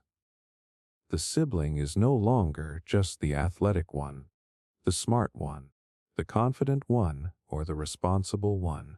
The child begins defining themselves in relation to that role. If one sibling is the successful one, then maybe I am the disappointing one. If one sibling is the social one, maybe I am the awkward one. If one sibling is the talented one, maybe I am the ordinary one. The painful part is that these labels often develop long before a child has fully discovered who they are. Instead of exploring their own strengths naturally, they begin measuring themselves against someone who is playing an entirely different game. They stop asking, "What am I good at?" and start asking, "Why am I not as good as them?" That question can become a lifelong companion. The human brain is naturally wired for comparison. We constantly evaluate ourselves in relation to the people around us. But sibling comparisons carry a unique emotional weight because siblings often represent the closest and most immediate standard available during childhood. They live in the same house. They share many of the same experiences. They are exposed to the same family environment. Because of this, children often assume the comparison is fair. If my sibling can do it, why can't I? What they fail to realize is that no two children experience the same family in exactly the same way. Even siblings raised under the same roof can have completely different personalities, emotional needs, strengths, challenges, and relationships with their parents. Yet childhood rarely provides enough perspective to understand that. Instead, the comparison feels personal. Over time, this can create a strange internal battle. No matter how much the child achieves, part of them continues measuring success against someone else. They get a good grade, but their sibling got a better one. They accomplish something meaningful, but it somehow feels less impressive because someone else accomplished more. Their victories become difficult to enjoy because comparison immediately steals the satisfaction away. Years later, the child becomes an adult, but the comparison often survives. They may no longer be competing directly with a sibling, yet the habit remains. They compare careers, relationships, income, accomplishments, appearance, social status. The brain becomes conditioned to evaluate worth through comparison rather than self-understanding. Even when life is objectively going well, they struggle to feel successful because someone else always seems to be doing better. What makes this especially difficult is that the comparison is not always coming from family anymore. Eventually, the voice becomes internal. Nobody needs to say anything because the person has learned to continue the process on their own. They become both the judge and the defendant. Every achievement is examined. Every weakness is highlighted. Every success is measured against another person's scorecard. Psychologists often point out that identity develops through a combination of personal experiences and social feedback. When children receive consistent messages that place them in comparison with a sibling, those messages can become deeply integrated into their self-concept. The child does not just feel compared. They begin viewing themselves through the comparison itself. This is why sibling comparison can create such different outcomes. Some children respond by becoming perfectionists. They work relentlessly to prove themselves. They chase achievement after achievement, hoping to finally feel equal. Others respond by giving up entirely. If they believe they can never compete, they stop trying. In both cases, the comparison continues controlling their behavior. Perhaps the most heartbreaking consequence is that it can damage relationships between siblings themselves. Two children who might otherwise have been allies become competitors. Instead of celebrating each other's strengths, they begin viewing those strengths as threats. Resentment quietly grows, not necessarily because of anything the sibling did, but because the comparison turned natural differences into evidence of superiority and inferiority. The irony is that many parents who compare siblings are actually trying to help. They believe they are encouraging improvement. They think they are motivating effort. What they often fail to see is that comparison rarely creates confidence. More often, it creates insecurity. It teaches children to focus on what they lack rather than what makes them unique. The fascinating thing is that healing often begins when a person realizes the comparison was flawed from the start. Different people are not supposed to excel in exactly the same ways. One person's strengths do not invalidate another person's strengths. One person's success does not reduce another person's value. These ideas seem obvious intellectually, but emotionally they can take years to fully accept. For many adults, the breakthrough comes when they stop asking whether they measure up to someone else and start asking a completely different question. Who would I have become if I had never been compared in the first place? It is a powerful question because it shifts attention away from competition and toward identity. Instead of chasing another person's path, they begin exploring their own. And that is what makes the sibling comparison effect so lasting. It is rarely about the sibling. It is about the story the comparison creates. A story that says your worth depends on how you rank against someone else. A story that convinces you there is only room for one successful person, one talented person, one impressive person. But that story was never true. The child who spent years feeling second best often grows up carrying a standard that was never theirs to carry. And the moment they finally put that standard down, something unexpected happens. They stop looking sideways. They stop measuring. They stop competing. For the first time, they begin seeing themselves not as a comparison, not as a lesser version of someone else, but as a completely separate person whose value was never meant to be determined by another person's strengths in the first place. Fear of freedom and choice. Most people think freedom is something everyone wants. More freedom, more options, more control over your own life. It sounds like the ultimate goal. After all, who would not want the ability to choose their own path, make their own decisions, and live on their own terms? But there is a strange psychological phenomenon that affects far more people than most realize. Some individuals finally gain the freedom they spent years wanting, only to feel overwhelmed by it. Instead of excitement, they experience anxiety. Instead of relief, they feel pressure. Instead of possibility, they feel fear. From the outside, this reaction makes no sense. Why would someone be afraid of having choices? Why would freedom feel stressful instead of empowering? The answer often begins in childhood. As children, we learn much more than facts and skills. We learn how to navigate uncertainty. We learn how much trust to place in our own judgment. We learn whether mistakes are acceptable or dangerous.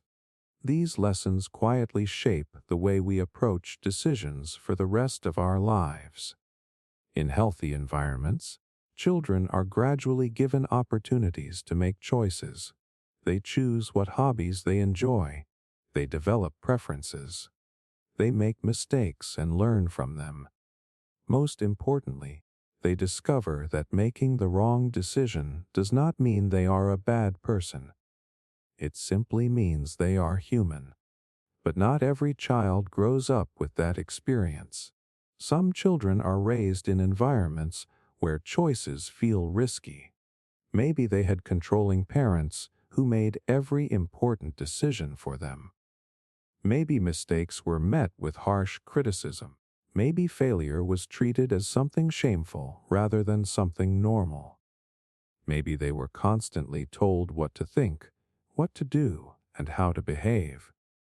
Over time, the child learns a powerful lesson. Making the wrong choice has consequences, and eventually, that lesson evolves into something even more limiting. Maybe I should avoid making choices altogether. At first, this adaptation seems logical.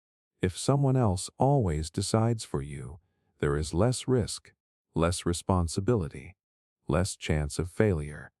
The child learns to follow instructions rather than trust their instincts. They become skilled at meeting expectations. They learn how to avoid mistakes by letting other people take the lead. The problem appears later. One day, the child becomes an adult. Now there is nobody standing over them telling them exactly what to do. The freedom they once imagined finally arrives. They can choose their career, their relationships, their goals, their future, and suddenly, instead of feeling liberated, they feel terrified, because freedom requires something they were never taught: trusting themselves. This is why some people become trapped in indecision. They spend weeks making simple choices. They constantly seek reassurance from others. They ask for multiple opinions before taking action. They overanalyze every possibility, not because they lack intelligence, but because they are carrying an invisible fear. What if I choose wrong? To most people, a bad decision is simply a bad decision. To someone shaped by this childhood pattern, a bad decision can feel like proof of personal failure. That difference changes everything. The brain begins treating ordinary choices as high-stakes situations. A career move becomes overwhelming. A relationship decision feels impossible. Even small choices can trigger anxiety because the person is not just evaluating outcomes. They are evaluating what those outcomes might say about them. Psychologists often describe this as a lack of internal confidence in decision-making.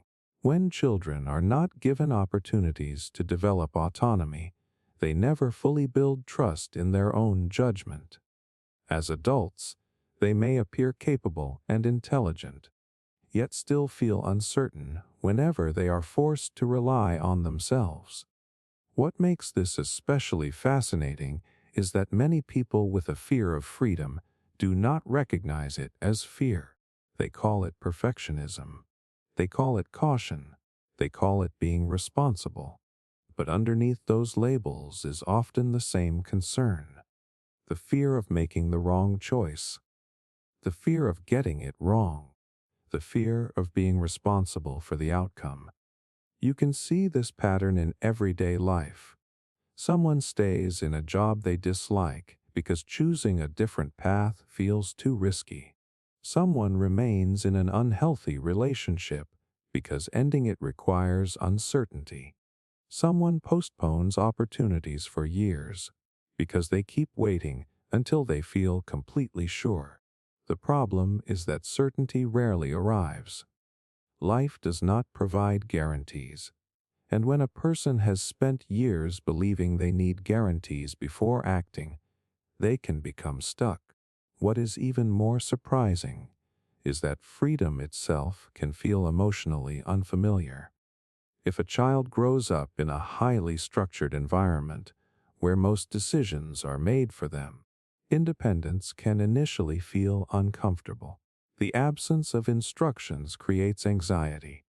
The lack of external direction feels unsettling. It is similar to someone leaving a noisy environment they have lived in for years. Even if the noise was unpleasant, silence can feel strange at first. Not because silence is bad, but because it is unfamiliar. That is often what freedom feels like for these individuals. Not dangerous, just unfamiliar. And unfamiliar things tend to trigger caution. The truly difficult part is that many people spend years believing their anxiety means they are incapable of making good decisions. They see their hesitation as evidence of weakness. They assume everyone else knows exactly what they are doing while they alone feel lost. In reality, many of the people who appear confident are simply willing to make mistakes. They understand something that fear often hides. Good decisions do not come from certainty. They come from experience. And experience comes from making choices, including imperfect ones. The moment someone begins understanding this, their relationship with freedom starts to change. They stop expecting themselves to predict every outcome. They stop treating every decision like a final verdict on their worth. They begin realizing that mistakes are not proof of incompetence. They are part of growth. That realization can feel surprisingly emotional, because for the first time, the person is no longer trying to avoid every wrong turn. They are giving themselves permission to be human, and perhaps that is the hidden truth behind the fear of freedom and choice. It is rarely about freedom itself. It is often about what freedom demands: responsibility, uncertainty, trust in your own judgment. For someone who never learned those things during childhood, freedom can feel intimidating. Yet the irony is that the very thing they fear is also what they need, because every choice they make becomes evidence that they can survive uncertainty. Every decision strengthens trust in themselves. Every imperfect step proves that life does not fall apart when they get something wrong. And eventually, the freedom that once felt overwhelming begins to feel something else entirely. Not like a burden, not like a threat, but like something that was always meant to belong to them. Doubting your own feelings. Have you ever felt hurt by something, only to immediately start questioning whether you had the right to feel hurt at all? Maybe someone said something that genuinely upset you, but instead of trusting your reaction, you began arguing with yourself. Maybe I am overreacting. Maybe I am being too sensitive. Maybe it is not a big deal. Maybe the problem is me. For some people, this happens so automatically that they barely notice it anymore. Every emotion gets cross-examined. Every reaction gets challenged. Every feeling has to defend its right to exist. What makes this so strange is that feelings are supposed to be one of the most personal things we have. They are our direct experience of the world. Yet many adults move through life treating their own emotions like unreliable witnesses. They trust the opinions of strangers more than they trust their own internal reactions. They seek endless reassurance before accepting what they already feel. And when something hurts them, their first instinct is often not self-understanding, but self-doubt. Most people assume this is simply insecurity, but very often it is something learned. One of the most powerful psychological effects of childhood is teaching someone to question their own emotional reality. The process usually starts so gradually that the child never realizes it is happening. Maybe they came home upset after a difficult day and were told they were being dramatic. Maybe they were scared and heard that they were making a big deal out of nothing. Maybe they cried and were told there was no reason to cry. Maybe they felt hurt by something and were immediately informed that they misunderstood the situation. None of these moments seem particularly significant on their own, but childhood is not shaped by single moments. It is shaped by repetition. When a child repeatedly experiences their emotions being dismissed, minimized, corrected, or explained away, they begin learning an unexpected lesson. The lesson is not that emotions do not exist. The lesson is that their emotions cannot be trusted. Think about how confusing that is for a child. A feeling appears naturally inside them. They feel sadness, fear, anger, embarrassment, or disappointment. Then someone they trust tells them that what they are feeling is wrong, exaggerated, unnecessary, or inaccurate. The child faces a difficult choice: trust their own experience or trust the authority figure standing in front of them. Most children choose the authority figure, not because they are weak, because children depend on adults to understand the world, and over time, that choice creates a habit. The child stops asking, "What am I feeling?" They start asking, "Am I allowed to feel this?" That subtle shift can follow them for decades. Years later, the child becomes an adult who constantly second guesses their emotions. Someone says something hurtful, and instead of acknowledging the pain, they immediately start building a case against themselves. A relationship feels unhealthy, but they spend months convincing themselves they are imagining the problem. A boundary gets crossed, yet they focus more on whether their reaction is justified than on the behavior that triggered it. The emotional experience becomes less important than the investigation. Every feeling goes on trial. What makes this especially difficult is that many people become incredibly skilled at rationalizing away their emotions. They can explain why they should not be upset. They can list all the reasons their feelings are unreasonable. They can analyze situations from every possible angle. The one thing they struggle to do is simply listen to themselves. Psychologists often talk about emotional invalidation, a process where someone's internal experience is repeatedly dismissed or rejected. When this happens during childhood, the effects can be surprisingly long-lasting. The person learns to disconnect from their emotional signals. Instead of viewing feelings as useful information, they start viewing them as potential problems. This creates a strange relationship with reality. Imagine driving a car where every warning light on the dashboard immediately gets ignored. Eventually, you stop paying attention to the signals altogether.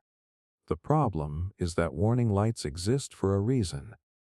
They are not always telling you exactly what is wrong, but they are alerting you to something worth noticing.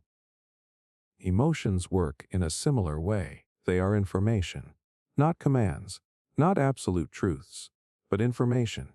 Fear may signal a perceived threat. Anger may signal a violated boundary. Sadness may signal loss. Discomfort may signal that something deserves closer attention. When someone constantly doubts their own feelings, they lose access to that information. They stop trusting the signals that were designed to help them navigate the world. You can see this pattern in relationships. A person senses that something feels off, but they dismiss the feeling. They notice repeated behavior that bothers them, but they convince themselves they are overreacting. They feel uncomfortable around someone, Yet they force themselves to ignore it because they assume their instincts are unreliable. Months or even years later, they often discover that the feeling was trying to tell them something important all along. The irony is that people who doubt their emotions are often highly self-aware in other areas. They spend enormous amounts of time analyzing themselves. They think deeply. They reflect constantly. But self-analysis and self-trust are not the same thing. In fact, endless analysis can sometimes become a substitute for trust. If I think about this long enough, maybe I will finally know whether my feelings are valid. But feelings do not usually work that way. They do not need permission to exist. They already exist. The truly fascinating part is what happens when people begin challenging this lifelong habit. At first, it feels uncomfortable. They notice an emotion and resist the urge to argue with it. They feel hurt and simply acknowledge the hurt. They feel disappointed and allow the disappointment to exist without immediately trying to explain it away. This sounds simple. For many people, it feels revolutionary because for the first time, they are treating their emotional experience as something worth listening to rather than something that must be defended.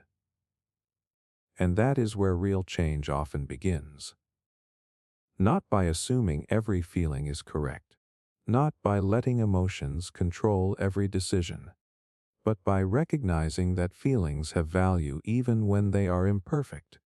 Because the goal is not to become ruled by your emotions. The goal is to stop treating them like enemies. The child who spent years learning to doubt their own experience often grows into an adult who searches everywhere for certainty. They look to other people for answers. They seek reassurance. They seek validation. They seek permission to feel what they already feel. Yet the thing they are searching for has been with them the entire time. Their own inner voice. The problem was never that the voice disappeared. The problem was that they were taught not to trust it, and once that trust begins returning, something remarkable happens. Life becomes less confusing. Decisions become clearer. Relationships become easier to evaluate, not because every emotion is perfect, but because the person finally stops assuming that their feelings are automatically wrong. They begin recognizing that their emotions are not obstacles standing in the way of truth. They are part of the truth, and sometimes the most important step toward understanding yourself is simply believing that your own experience deserves to be heard. Loneliness and overthinking. There is a strange moment that happens to many people when they are finally alone. The room is quiet. There are no conversations to focus on, no responsibilities demanding immediate attention, no distractions pulling the mind in different directions. On the surface, it should feel peaceful. Instead, something else begins to happen. Thoughts start multiplying. Old memories appear out of nowhere. Conversations from years ago replay in vivid detail. Tiny mistakes suddenly feel enormous. Future problems begin unfolding in the imagination. Before long, the person is trapped inside their own head, analyzing, predicting, worrying, and questioning everything. Most people assume overthinking is simply a habit, something annoying, something irrational, something that happens because a person worries too much. But for many adults, overthinking is connected to something much deeper. It is often rooted in loneliness, and not just the kind of loneliness that comes from being physically alone. The kind that begins in childhood when a person feels emotionally alone, even when surrounded by other people. One of the strangest psychological effects of childhood is that some people never fully learn what it feels like to process emotions with someone else. When a child grows up feeling deeply understood, they gradually develop the ability to regulate their emotions through connection. They learn that difficult thoughts can be shared. They learn that worries can be discussed. They learn that confusion does not have to be carried alone. But not every child experiences that. Some children grow up in homes where their inner world receives very little attention. Their physical needs may be met. Their basic responsibilities may be handled.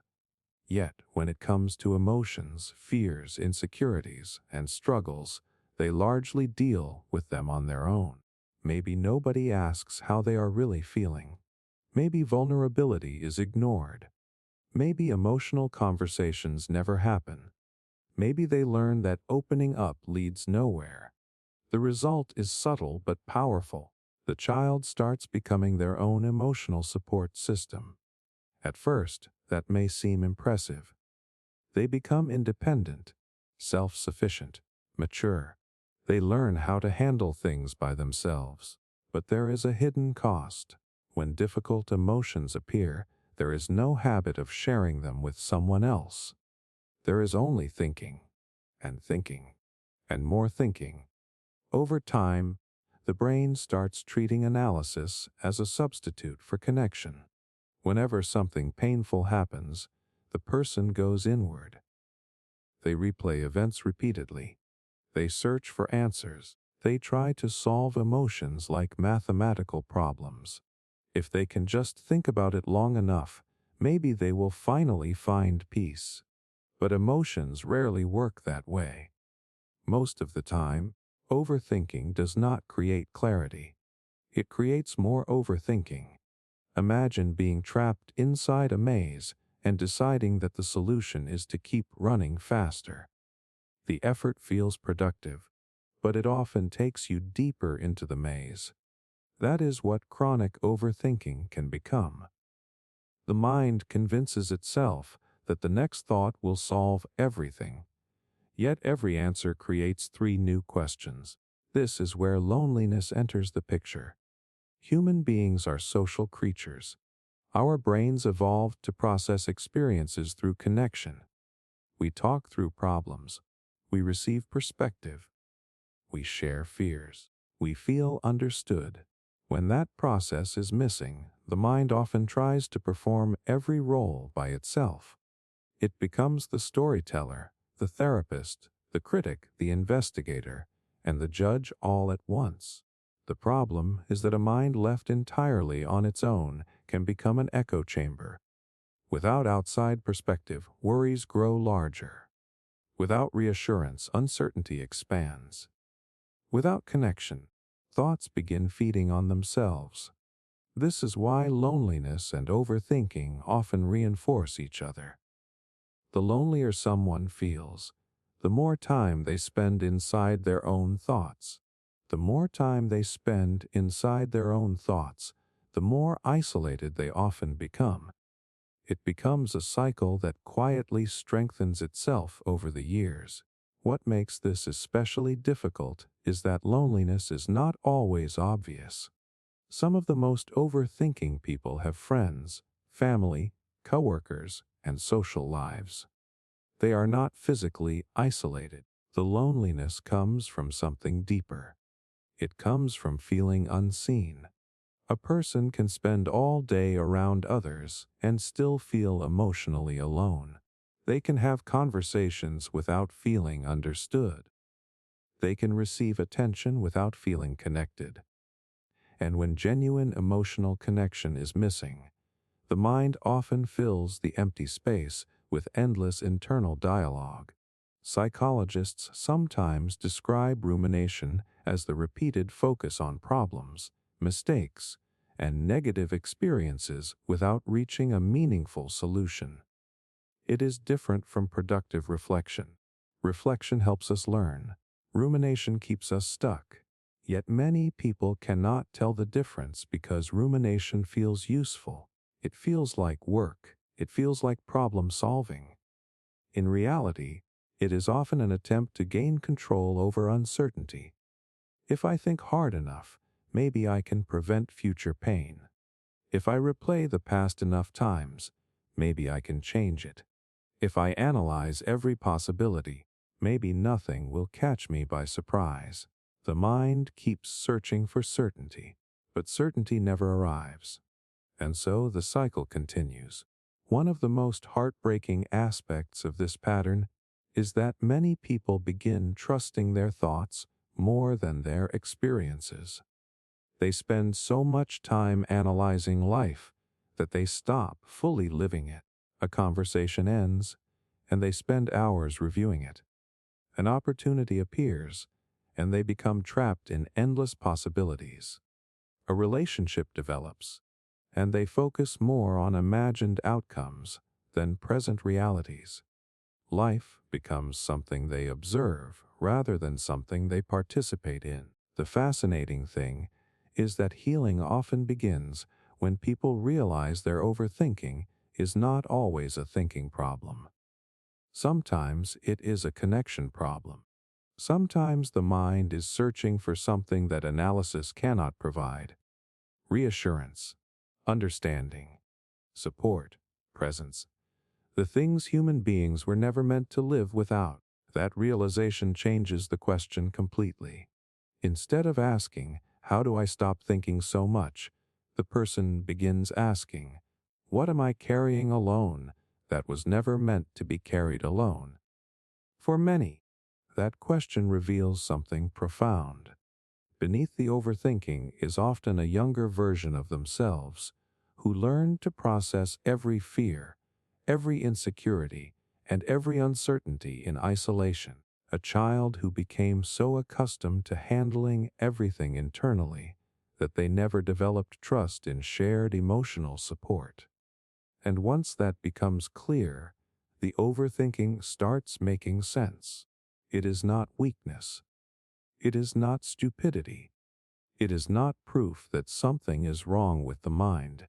It is often the result of a mind that spent years trying to compensate for a lack of connection. The irony is that many people search for peace by finding better thoughts.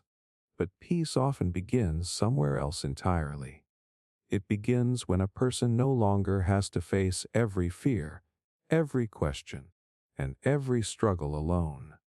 Because sometimes the thing that finally quiets the mind is not another answer. It is the feeling that someone else is sitting beside you in the uncertainty. And for a person who has spent years carrying everything alone, that feeling can change far more than any thought ever could. When calm feels unnatural, most people spend their lives chasing peace. They imagine that if enough problems disappear, if enough goals are achieved, or if the right circumstances finally arrive, they will be able to relax. Calmness is usually seen as something everyone wants, something everyone naturally enjoys. But there is a strange psychological effect that many people never talk about. For some individuals, calm does not feel comforting. It feels uncomfortable.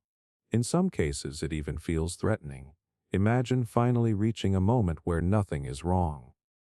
No conflict, no crisis, no urgent problem demanding attention. The day is quiet, everything is stable. Yet instead of feeling relieved, you feel restless. Your mind starts searching for something to worry about. You become suspicious of the peace around you. Part of you keeps waiting for the other shoe to drop. You tell yourself that something must be wrong. Not because there is evidence, because calmness itself feels unfamiliar. This experience confuses many people because it seems completely irrational. Why would anyone feel uncomfortable when things are going well? Why would a peaceful environment create anxiety instead of reducing it? The answer often begins years earlier.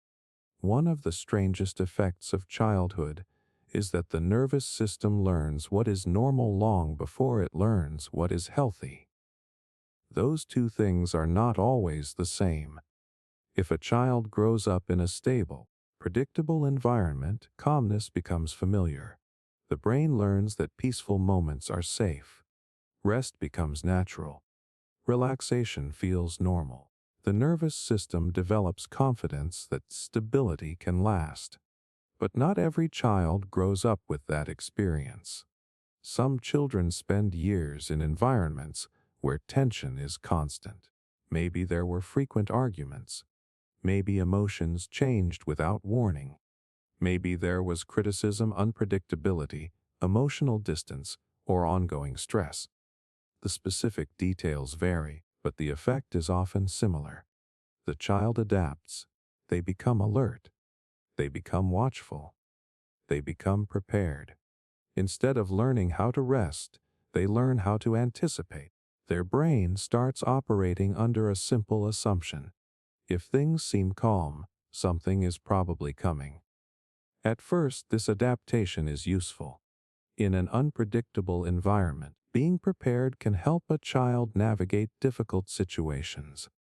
Paying attention to subtle changes in mood, tone, and atmosphere can reduce surprises.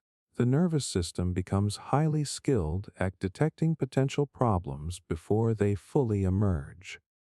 The problem is that the brain does not automatically abandon those habits when childhood ends. Years later, the child becomes an adult whose body still expects instability.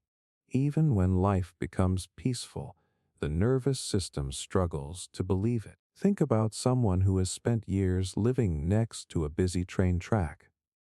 Eventually, the noise becomes normal. They stop noticing it. Then one day they move somewhere completely quiet. At first, the silence feels strange. It may even feel uncomfortable. Not because silence is dangerous, but because it is unfamiliar.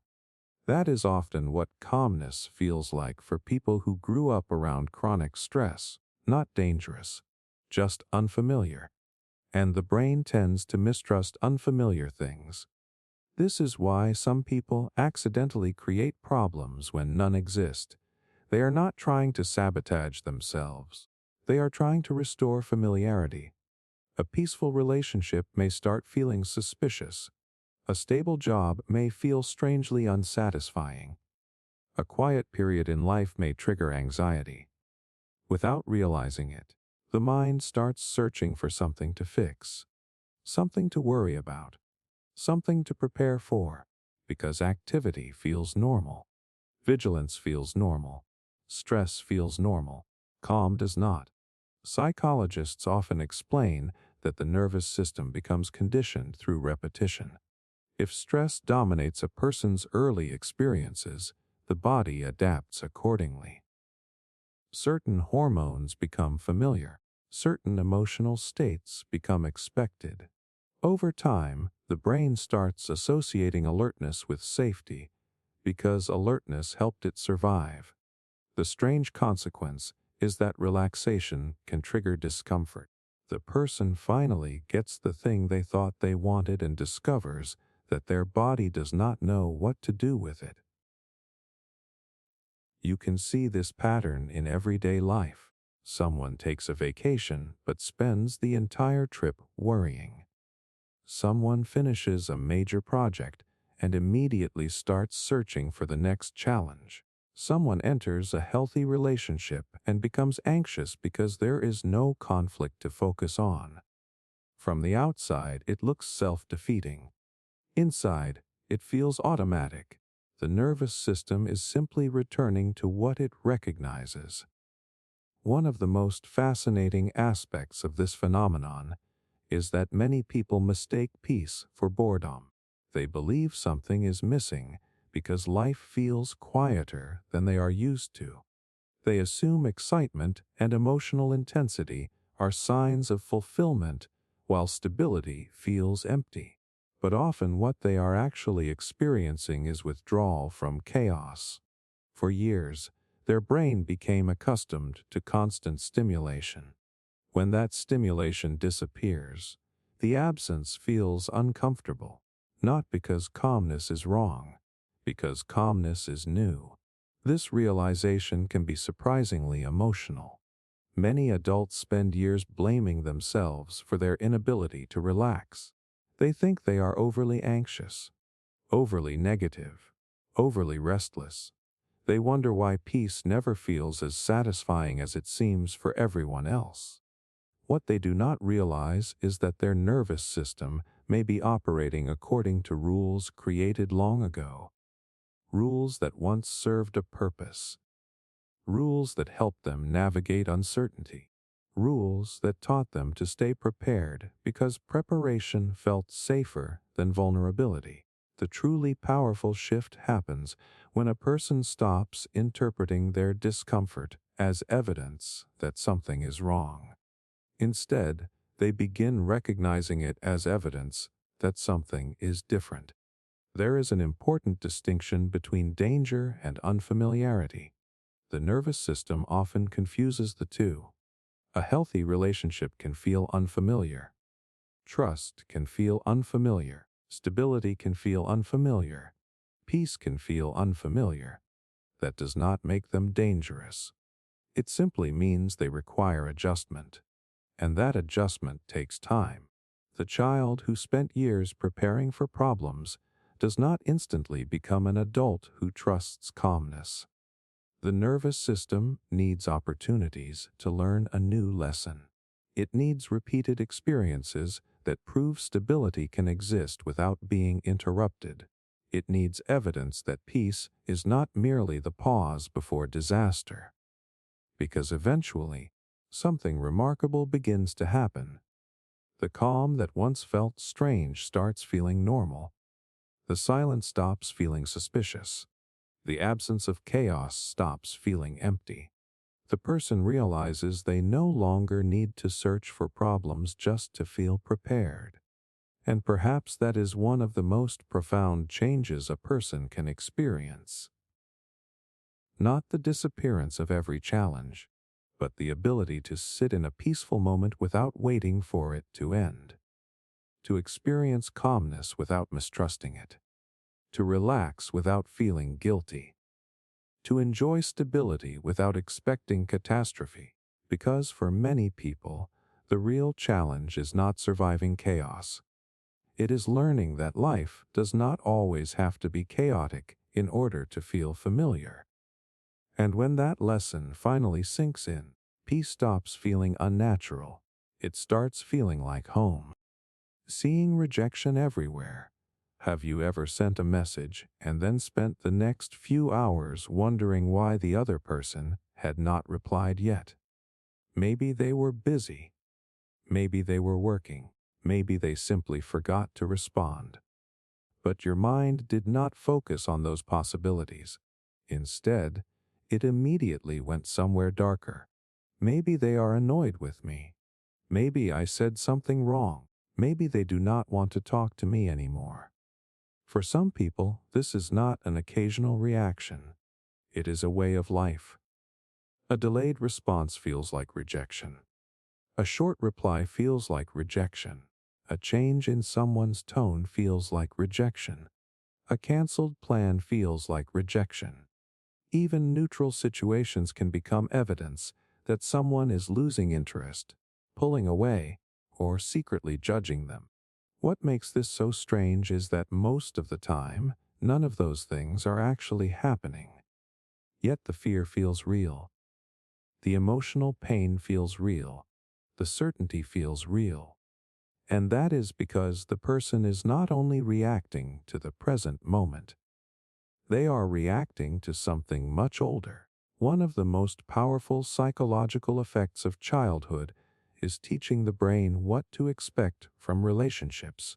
Long before we understand psychology, attachment, or emotional patterns, our experiences are already shaping the way we interpret other people's behavior. The child is constantly learning lessons about connection. Am I wanted? Am I important? Do people stay? Do people leave? Can I trust affection? Can I trust acceptance? The answers to those questions become the foundation for how relationships feel later in life. When a child consistently feels accepted, valued, and emotionally secure, The brain develops a certain expectation. It learns that relationships can survive misunderstandings. It learns that temporary distance does not automatically mean abandonment. It learns that affection is not constantly at risk. But not every child receives that lesson. Some children grow up in environments where love feels unpredictable. Affection may appear one moment and disappear the next. Approval may feel conditional. Attention may depend on performance behavior or meeting certain expectations. In some homes, emotional connection feels stable one day and uncertain the next. The child adapts, and the adaptation often begins with observation. They become highly sensitive to signs of disconnection. They monitor moods. They watch facial expressions. They pay attention to subtle shifts in behavior. Because when acceptance feels uncertain, awareness becomes a survival skill. The problem is that the brain eventually becomes too good at this job. Years later, the child becomes an adult whose mind is constantly scanning for evidence of rejection. The nervous system learns that losing connection is painful, so it tries to detect danger as early as possible. Unfortunately, that system does not always distinguish between real rejection and imagined rejection. A delayed text message becomes a warning sign. A distracted friend becomes a warning sign. A partner needing space becomes a warning sign. The brain sees possibility and interprets it as certainty. Psychologists sometimes refer to this as rejection sensitivity, a tendency to anxiously expect, perceive, and react to rejection even in situations where rejection may not actually exist. What makes rejection sensitivity so powerful is that it often creates a self-reinforcing cycle. The person fears rejection. Because they fear rejection, they become hyper-aware of potential signs. Because they become hyper-aware, they notice things other people overlook. Then they interpret those things through the lens of fear. As a result, rejection seems to appear everywhere. Imagine walking through a forest convinced there are snakes hidden in every corner. Eventually, every stick begins looking like a snake. Every movement catches your attention. Every shadow triggers concern. The fear changes what you notice. The same thing happens emotionally. When someone expects rejection, they become experts at finding evidence for it. The heartbreaking part is that many of these individuals are not insecure because they dislike themselves. They are insecure because they learned that connection could disappear unexpectedly. The fear is not always about low self-esteem. It is about uncertainty. It is about unpredictability. It is about the possibility of loss. This is why even healthy relationships can feel exhausting for someone who sees rejection everywhere. Instead of simply experiencing the relationship, they spend enormous amounts of energy monitoring it. They analyze messages. They replay conversations. They search for hidden meanings. They try to predict problems before they happen. What begins as self-protection slowly becomes emotional exhaustion. And ironically, the fear of rejection can sometimes create the very problems the person is trying to avoid. Constant reassurance seeking can strain relationships. Overanalyzing interactions can create misunderstandings. Pulling away to avoid being hurt can create distance. The person is trying to protect connection, but fear keeps interfering with the connection itself. One of the strangest aspects of this pattern is that rejection often feels personal even when it has nothing to do with the person. A friend becomes busy, and they assume they did something wrong. A coworker seems distracted, and they assume they are being judged. Someone declines an invitation, and they assume they are unwanted. In reality, most people are carrying their own concerns, responsibilities, stresses, and distractions. But fear rarely sees the full picture. Fear focuses on the threat. That is what it was designed to do. The fascinating thing is that many adults spend years trying to solve this problem by becoming more likable. They try to be more accommodating, more helpful, more agreeable, more careful. They hope that if they perform well enough, rejection will finally disappear. Yet rejection sensitivity is rarely solved through perfection. Because the problem is not always external.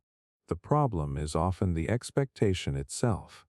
The mind has become conditioned to anticipate disconnection. And anything the mind repeatedly anticipates becomes easier to see.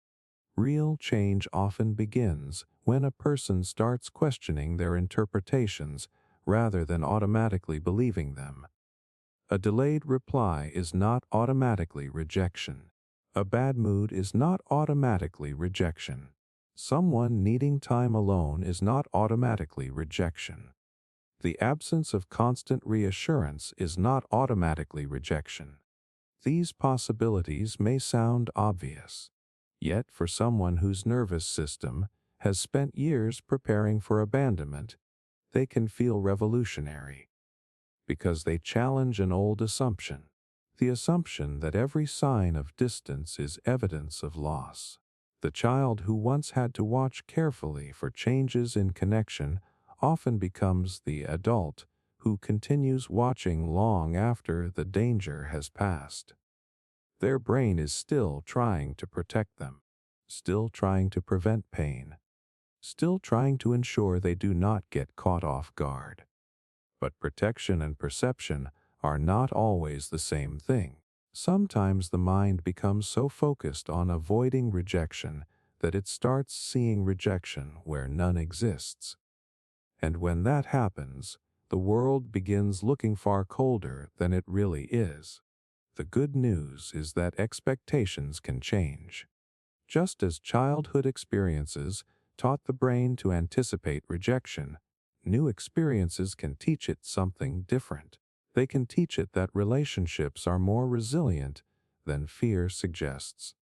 That temporary distance is not abandonment. That silence is not always disapproval. That other people's behavior is not always a reflection of your worth.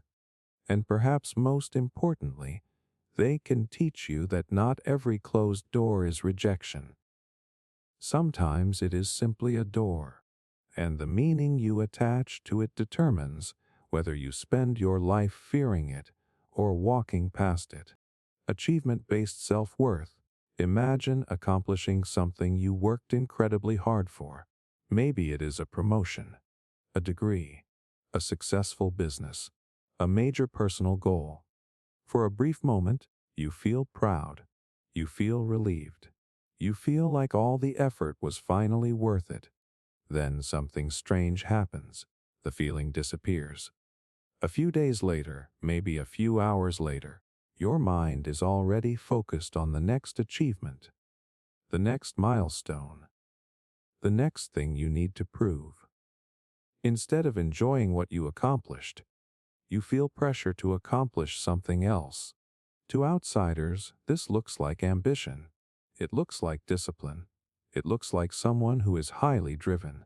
And sometimes it is.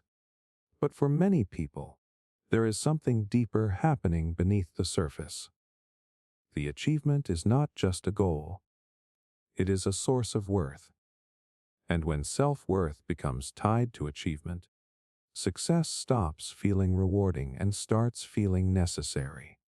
One of the most powerful psychological effects of childhood is learning that your value depends on what you do rather than who you are. Children naturally want love, acceptance, and approval. These needs are not weaknesses. They are fundamental parts of human development. Every child wants to feel seen. Every child wants to feel important. Every child wants to feel like they matter. In healthy environments, children gradually learn that their worth exists regardless of performance. They can succeed and still be loved. They can fail and still be loved. They can make mistakes and still be valued. The message is simple. Your achievements matter, but they do not determine your value. Unfortunately, not every child receives that message. Some children grow up in environments where praise appears mainly when they perform well. Good grades receive attention. Accomplishments receive attention. Winning receives attention. Being impressive receives attention. Over time, the child begins connecting achievement with acceptance. The lesson is rarely stated directly. Nobody sits the child down and says your worth depends on success. The child simply learns it through experience. When I achieve, I feel valued. When I fail, I feel invisible. That connection becomes incredibly powerful. Children are constantly searching for patterns. They are trying to understand what earns approval and what threatens it. If success repeatedly leads to validation, the brain starts treating achievement as more than an accomplishment. It becomes proof of worth. At first, this seems beneficial. The child becomes motivated. They work hard. They set goals. They strive to improve. From the outside, everything looks positive. The problem emerges later, because when worth depends on achievement, failure becomes much more than failure. It becomes an identity threat. A poor result does not simply mean something went wrong. It feels like evidence that something is wrong with you. That is why people with achievement-based self-worth often experience success and failure differently than others. Success brings temporary relief rather than lasting satisfaction. Failure brings overwhelming self-criticism rather than healthy disappointment. The stakes always feel higher, because the goal is no longer just to achieve. The goal is to prove value. Imagine carrying a bucket with a hole in the bottom. Every accomplishment pours a little confidence into the bucket. For a moment, it feels full. But eventually the confidence leaks away. Then another achievement is needed. Then another. Then another. The person keeps chasing validation because the previous success never fully solved the problem. It only temporarily distracted them from it. This is why some of the most accomplished people in the world still struggle with feelings of inadequacy. From the outside, they appear successful beyond imagination. Yet internally, they feel like they have not done enough. The goalpost keeps moving. Nothing feels sufficient. Every achievement becomes the starting point for the next one. Psychologists sometimes describe this pattern as conditional self-worth. Instead of viewing themselves as inherently valuable, the person learns to evaluate their worth based on outcomes. Good results create temporary confidence. Bad results create self-doubt. The emotional consequences can be exhausting. Rest feels unproductive. Mistakes feel catastrophic. Comparison becomes constant. Even joyful activities can become performances. Everything starts revolving around proving something. You can see this pattern in everyday life. Someone receives praise but struggles to believe it. Someone reaches a major milestone and immediately focuses on what they have not accomplished yet. Someone works themselves to exhaustion because slowing down creates anxiety. To many people, this looks like dedication. Often it is fear. Fear that without achievement, there is nothing left to justify their value. What makes this especially painful is that the person rarely feels secure enough to stop. If their identity depends on accomplishment, stepping off the treadmill feels dangerous. Relaxing feels irresponsible. Satisfaction feels temporary. The mind keeps asking the same question. What have you done lately? No matter how much has already been done. The fascinating thing is that achievement itself is not the problem. Goals can be meaningful. Ambition can be healthy. Growth can be fulfilling. Human beings naturally enjoy progress and accomplishment. The problem arises when achievement becomes the only source of value. Because achievements are unpredictable. Some goals will be reached. Others will not. Some efforts will succeed. Others will fail. Building self-worth entirely on outcomes creates a foundation that constantly shifts. The truly difficult realization comes when a person recognizes that no amount of success can permanently solve a problem rooted in self-worth. The next promotion will not fix it. The next award will not fix it. The next accomplishment will not fix it. Because the issue was never the lack of achievement. The issue was the belief that achievement was required in order to deserve value. That realization can feel uncomfortable at first. After all, achievement may have been the strategy that earned praise, recognition, and acceptance throughout childhood. It may have become the way the person learned to feel important. Letting go of that connection can feel like stepping into unfamiliar territory. Yet it is often the beginning of something far healthier. The ability to pursue goals without attaching identity to outcomes. The ability to fail without questioning your worth. The ability to rest without feeling guilty. The ability to celebrate accomplishments without needing them to define you. Because the truth is that your value was never supposed to depend entirely on performance. Achievements can enhance life. They can create opportunities. They can bring pride and fulfillment. But they were never meant to become evidence that you deserve love, respect, or belonging.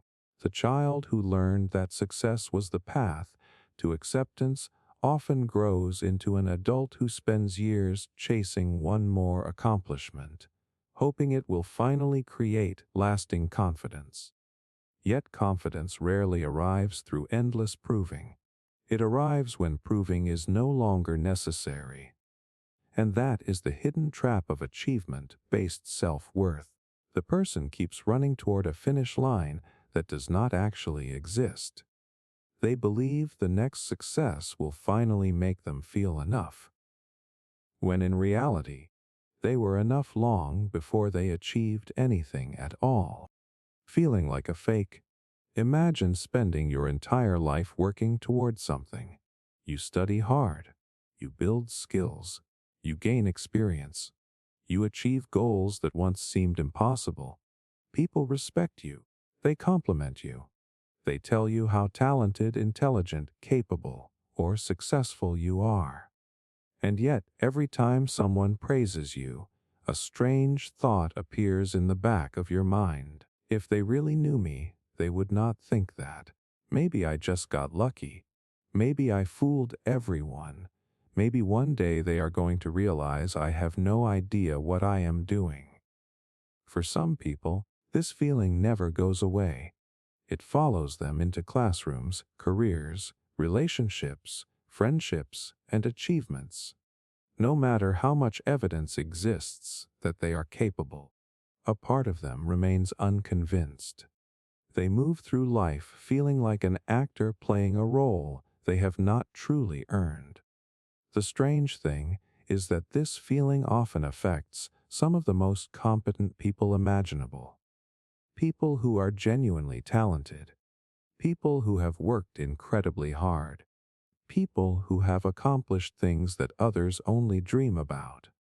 Yet internally, they feel like frauds. They feel like they are pretending. They feel like they are one mistake away from being exposed. Most people assume this happens because someone lacks confidence. But the roots often stretch much deeper than that. One of the most powerful psychological effects of childhood is learning to disconnect from your own achievements. Not because you are incapable, but because the way success was treated during childhood shaped how you learned to view yourself. Think about how children develop self-confidence. A child tries something difficult. They struggle, they improve, they succeed. The people around them help them recognize their effort and growth. Over time, the child learns an important lesson. I can trust my abilities. I can acknowledge my progress. I can feel proud of what I have accomplished. That process sounds simple, but it forms the foundation of healthy confidence. Unfortunately, not every child experiences it. Some children grow up in environments where achievements are immediately minimized. They receive a good result and hear that it was expected. They accomplish something difficult and are told they could have done even better. They work incredibly hard and receive very little recognition. Success becomes normal. Achievement becomes the minimum requirement rather than something worth celebrating. The child starts learning a subtle but powerful lesson. What I do is never enough. No matter what I accomplish, there is always something missing. That lesson can follow them for years. Even when they succeed, they struggle to internalize the success. Instead of viewing achievements as evidence of competence, they explain them away. They focus on luck, timing, circumstances, anything except their own ability. The accomplishment feels real. Their ownership of it does not. For other children, the issue develops differently. Maybe praise was inconsistent or unpredictable. Maybe they received approval only when they achieved something impressive. Over time, success becomes less about growth and more about survival. The child learns to perform rather than simply exist. When that happens, confidence becomes fragile, because the person never develops a stable sense of worth. They become dependent on external validation while simultaneously distrusting it. People can praise them all day long, yet none of it feels convincing. The compliments bounce off. The self-doubt remains. Psychologists often connect this experience to what is commonly known as imposter syndrome. But the emotional reality behind it is much deeper than a simple lack of confidence. At its core, feeling like a fake is often a disconnect between external evidence and internal belief. Everyone around the person sees competence. The person sees uncertainty. Everyone else sees growth. The person sees flaws. Everyone else sees achievement. The person sees what they have not done yet. This creates a strange paradox. The more successful they become, the more pressure they feel. Because success raises expectations, and higher expectations create more opportunities to feel exposed. Imagine someone climbing a mountain while secretly believing they do not belong there. Every step upward increases the fear. Not because they are failing, but because they are getting closer to being seen. That is often what success feels like for someone who feels like a fake. Achievement does not create security. It creates anxiety. The person starts wondering how long they can maintain the illusion. The heartbreaking part is that these individuals often work harder than everyone else around them. Because they doubt their own abilities, they compensate through effort. They prepare more, they practice more, they overthink more, they push themselves relentlessly. Ironically, the very success they achieve through that effort becomes proof in their mind that they only succeeded because they worked harder than everyone else. Not because they are actually capable. The brain finds a way to dismiss every piece of evidence. This pattern often appears in relationships too. Someone receives love and affection but struggles to believe they deserve it. They assume people are seeing an idealized version of them. They fear that if their flaws become visible, acceptance will disappear. Once again, the problem is not the absence of evidence. The problem is the inability to trust the evidence. What makes this so exhausting is that the person is constantly moving the standard. Every accomplishment becomes normal as soon as it happens. What once felt impossible quickly becomes insufficient. The brain immediately starts focusing on the next challenge, the next weakness, the next thing that still needs improvement. As a result, confidence never gets a chance to settle. The finish line keeps moving. The validation never lasts. The sense of fraudulence remains. The fascinating thing is that healing often begins when people recognize that competence and certainty are not the same thing. Many adults secretly believe that capable people never doubt themselves. They imagine that confidence means always knowing exactly what you are doing. But real confidence is not the absence of uncertainty. It is the willingness to trust yourself despite uncertainty. No expert knows everything. No successful person has all the answers. No human being moves through life without making mistakes. The difference is that healthy confidence allows those realities to exist without turning them into proof of inadequacy. And that realization can be incredibly freeing, because it shifts the focus away from perfection. It allows a person to stop demanding impossible levels of certainty before they feel worthy of their own achievements. The child who grew up struggling to internalize praise often becomes the adult who keeps searching for one more accomplishment, one more qualification, one more sign that they deserve their place in the world. Yet no amount of evidence ever feels completely convincing, because the problem was never a lack of evidence. It was a lack of belief, and perhaps that is the hidden truth behind feeling like a fake. The person is not actually fooling anyone.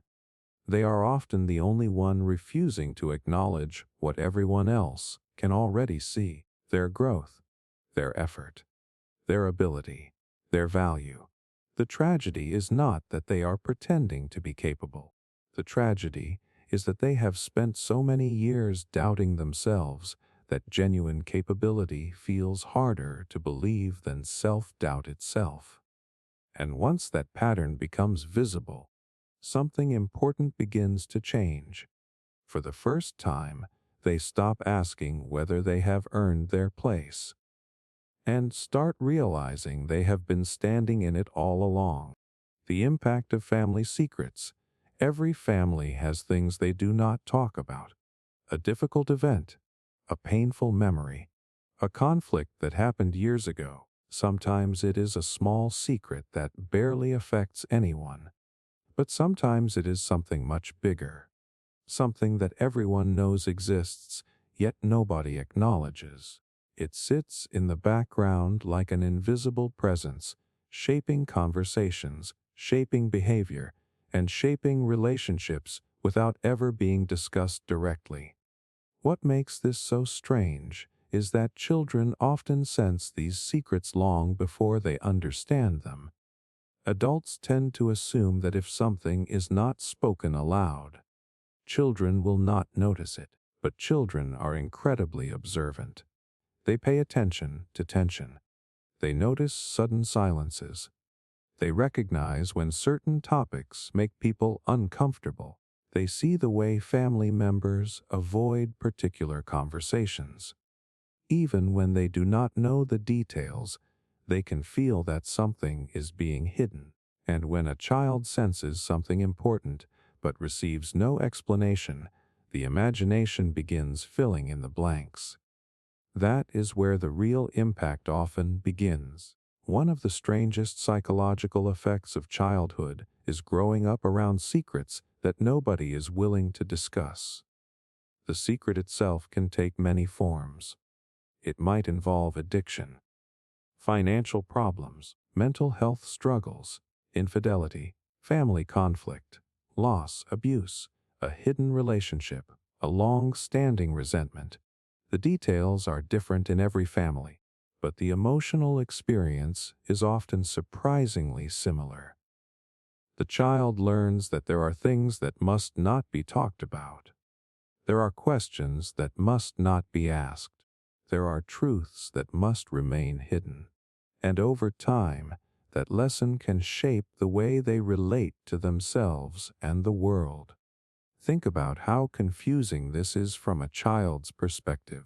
Children rely on adults to help them understand reality.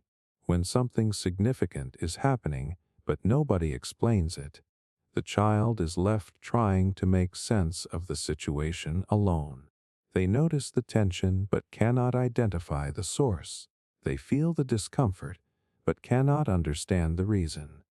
Human beings naturally search for explanations, especially children, and when no explanation is provided, they often create one. Unfortunately, that explanation frequently involves themselves. Maybe it is my fault. Maybe I am imagining things. Maybe I should stop asking questions. Maybe certain things are not safe to talk about. These conclusions may never be spoken aloud, but they quietly become part of the child's understanding of relationships. What makes family secrets so powerful is that they often create a gap between what people feel and what people are allowed to say. Everyone knows something is wrong, yet everyone behaves as though everything is normal. This forces the child into a confusing emotional position. Their instincts tell them one thing, the family tells them another. The child notices sadness. Everyone acts happy. The child notices tension. Everyone denies it. The child senses a problem. Nobody acknowledges it. Eventually, the child starts doubting their own perceptions. After all, if everyone else is pretending nothing is happening, maybe I am the one who is wrong. This is one reason family secrets can have such long-lasting psychological effects. They teach children to ignore their instincts. They teach them that seeing something does not mean they should trust what they see. They teach them that maintaining the appearance of normality is more important than acknowledging reality. Years later, this pattern often follows them into adulthood. The child becomes an adult who struggles to talk about difficult topics. They avoid confrontation. They keep emotions hidden. They become uncomfortable with vulnerability. They sense problems in relationships but hesitate to address them. Part of them has learned that uncomfortable truths should remain unspoken, even when honesty would help. Even when silence causes harm, the old lesson remains active. Do not talk about it. Pretend everything is fine. Keep the peace. Psychologists sometimes refer to this as a form of emotional suppression within family systems. When certain truths become forbidden, family members adapt by avoiding them. The immediate goal is usually protection. Adults may believe they are shielding children from pain. They may believe silence is helping. But children rarely experience silence as protection. More often, they experience it as confusion. Because while information may be hidden, emotional reality rarely is. The tension still exists. The sadness still exists. The fear still exists. The child feels it all. They just have no framework for understanding it. One of the most heartbreaking consequences of family secrets is the loneliness they create. The child learns that certain experiences cannot be shared. Certain questions cannot be asked. Certain feelings cannot be expressed. As a result, they often carry emotional burdens in isolation. They become careful about what they say, careful about what they reveal, careful about what they acknowledge. The secret becomes part of them, even if they never fully understand it. What is fascinating is that many adults do not realize how much these experiences affected them until much later. They may discover family information years after the fact and suddenly understand emotions they carried throughout childhood. Moments that once felt confusing start making sense. Tension they could never explain finally has a source. The secret may have been hidden. Its effects were not. And perhaps that is the most important thing to understand about family secrets. Human beings are remarkably sensitive to emotional realities. We often recognize far more than people realize. Children especially have an incredible ability to sense when something feels wrong, even when nobody explains why. The problem is not always the secret itself. Often, it is the silence surrounding it, because silence forces the child to navigate uncertainty alone. It forces them to create explanations without enough information. It forces them to question their own perceptions. And those habits can linger long after the secret is revealed. The truly powerful shift happens when a person begins recognizing that confusion they carried was never proof that they were overly sensitive, dramatic, or mistaken. In many cases, they were accurately detecting something that existed all along. The issue was not their perception. The issue was that nobody helped them understand what they were perceiving. That realization can change the way someone views their entire childhood. They stop blaming themselves for sensing tension. They stop questioning whether their instincts were wrong. They stop carrying responsibility for truths that were hidden from them. And in that process, they often reclaim something that family secrets quietly took away: trust in their own reality. Because the child who grew up surrounded by unspoken truths often learns to doubt what they see and feel. But the adult eventually discovers something important. Just because something was never discussed does not mean it was never real. And just because nobody acknowledged it does not mean they imagined it. Sometimes the thing that was hidden was affecting everyone all along. And the deepest impact of a family secret is not always the secret itself. It is the way it teaches a child to stay silent about what they already know. Growing up without privacy, some people reach adulthood and still feel like they need permission to have a private life. They explain every decision they make. They feel guilty for keeping things to themselves.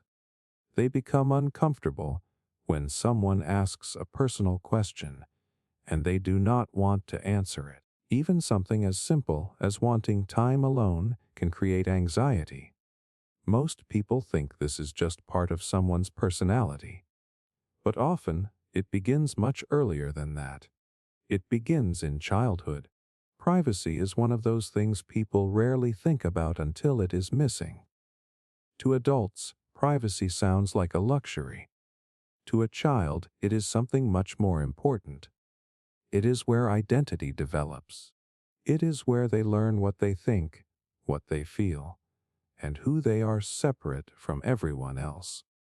When a child grows up without privacy, that process gets interrupted. Sometimes the lack of privacy is obvious. Parents read journals, search belongings, or listen to private conversations. Other times it is more subtle. The child is expected to share everything, every thought, every feeling, every detail of their life. Boundaries are treated as suspicious. Personal space is treated as disrespectful. Over time, the child learns a powerful lesson. Nothing about me truly belongs to me. At first, they adapt. Children always do. They become careful. They learn which thoughts should stay hidden and which ones are safe to share. They begin managing how others see them rather than freely exploring who they are. The problem is that this habit often follows them into adulthood. Years later, they still feel responsible for explaining themselves. A simple choice feels like something that requires justification. A personal preference feels like something that needs approval. They worry about disappointing people, even when they are doing nothing wrong. One of the strangest effects is the guilt. People who grow up without privacy often feel guilty for perfectly normal things: wanting time alone, keeping personal thoughts private, saying no, setting boundaries. The guilt comes from an old belief that formed years ago. If people love each other, they should have complete access to each other. If someone wants privacy, it must mean they are hiding something. As a result, boundaries start feeling selfish rather than healthy. This can create challenges in relationships. Many adults who lacked privacy growing up struggle to recognize when someone is being intrusive. They tolerate behavior that makes them uncomfortable because it feels familiar. They answer questions they do not want to answer. They allow people into parts of their life that they would rather keep personal. At the same time, they often become extremely self-conscious. When you spend years feeling watched or monitored, you learn to watch yourself. You think about how others might react. You anticipate criticism. You become aware of everyone's expectations. Even when nobody is judging you, it can feel like they are. Psychologists often talk about autonomy, which is the ability to see yourself as a separate individual with your own thoughts, feelings, and choices. Privacy plays a huge role in developing that sense of self. Without it, children can become experts at meeting expectations while struggling to understand their own needs. That is why some adults have a surprisingly difficult time answering a simple question. What do you actually want? Not what makes everyone else happy. Not what avoids conflict. Not what earns approval. What do you want? For people who grew up without privacy, that question can feel unfamiliar because so much of their attention was focused outward instead of inward. The good news is that this pattern can change. Many people begin healing when they encounter healthy boundaries for the first time. They meet people who respect personal space, people who accept no without guilt trips, people who understand that privacy is not rejection. And slowly, they start learning a lesson they should have learned as children. Privacy is not secrecy. Boundaries are not selfish. Personal space is not a sign that you love people less. It is simply a sign that you are your own person. And for someone who spent years feeling like every part of their life belonged to someone else, that realization can feel incredibly freeing. Because for the first time, they understand that they are allowed to have an inner world that belongs entirely to them. Perfectionism and fear of mistakes. Most people think perfectionists are driven by high standards. They imagine someone who loves excellence, works hard, and simply wants to do their best.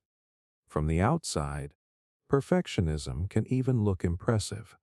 Good grades, strong work ethic, attention to detail, and constant achievement.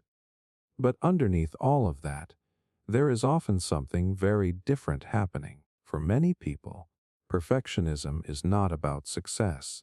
It is about fear.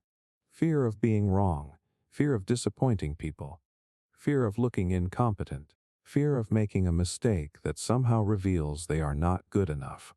And surprisingly, that fear often begins in childhood.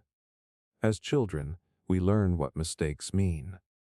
In healthy environments, mistakes are treated as a normal part of learning. A child gets something wrong, receives guidance, and tries again. The lesson becomes simple.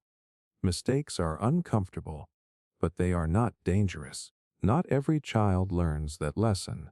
Some grow up in environments where mistakes carry emotional consequences. Maybe criticism was harsh. Maybe expectations were extremely high. Maybe praise only appeared when performance was exceptional. Maybe failure led to embarrassment, disappointment, or comparison. The child starts paying attention. And eventually, they reach a conclusion. Getting things wrong is not safe. At first, this creates a survival strategy. The child becomes careful. They double-check everything. They work harder than everyone else. They try to anticipate problems before they happen. Teachers, parents, and other adults often praise this behavior because it looks responsible. What nobody sees is the anxiety underneath it. The child is not always striving for excellence. They are trying to avoid failure. That difference matters. Years later, the child becomes an adult who feels enormous pressure every time they attempt something important. A simple task becomes stressful because they are not just trying to complete it. They are trying to complete it perfectly. The problem is that perfection is impossible. No matter how much effort someone invests, there will always be room for improvement. There will always be a better version, a better result, or a better outcome. Because of this, perfectionists often struggle to feel satisfied. Even when they succeed, they focus on what could have been better. Even when others praise them, they focus on the flaws. Even when they accomplish something impressive, it rarely feels impressive for long. One of the strangest effects of perfectionism is procrastination. Most people assume procrastination comes from laziness, but that is often not true.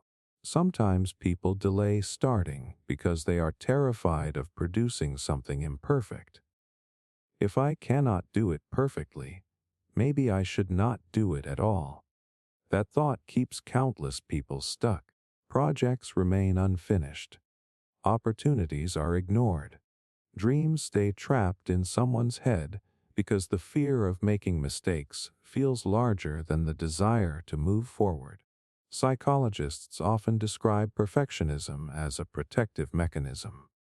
The brain starts believing that flawless performance will prevent criticism, rejection, or failure. The problem is that the protection never lasts.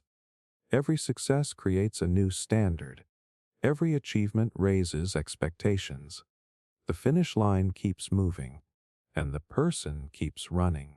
What makes this especially exhausting is that perfectionists often treat themselves in ways they would never treat anyone else.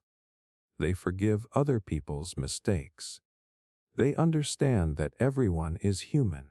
They recognize that learning requires failure. But when it comes to themselves, the rules change. Every mistake feels bigger. Every flaw feels more important.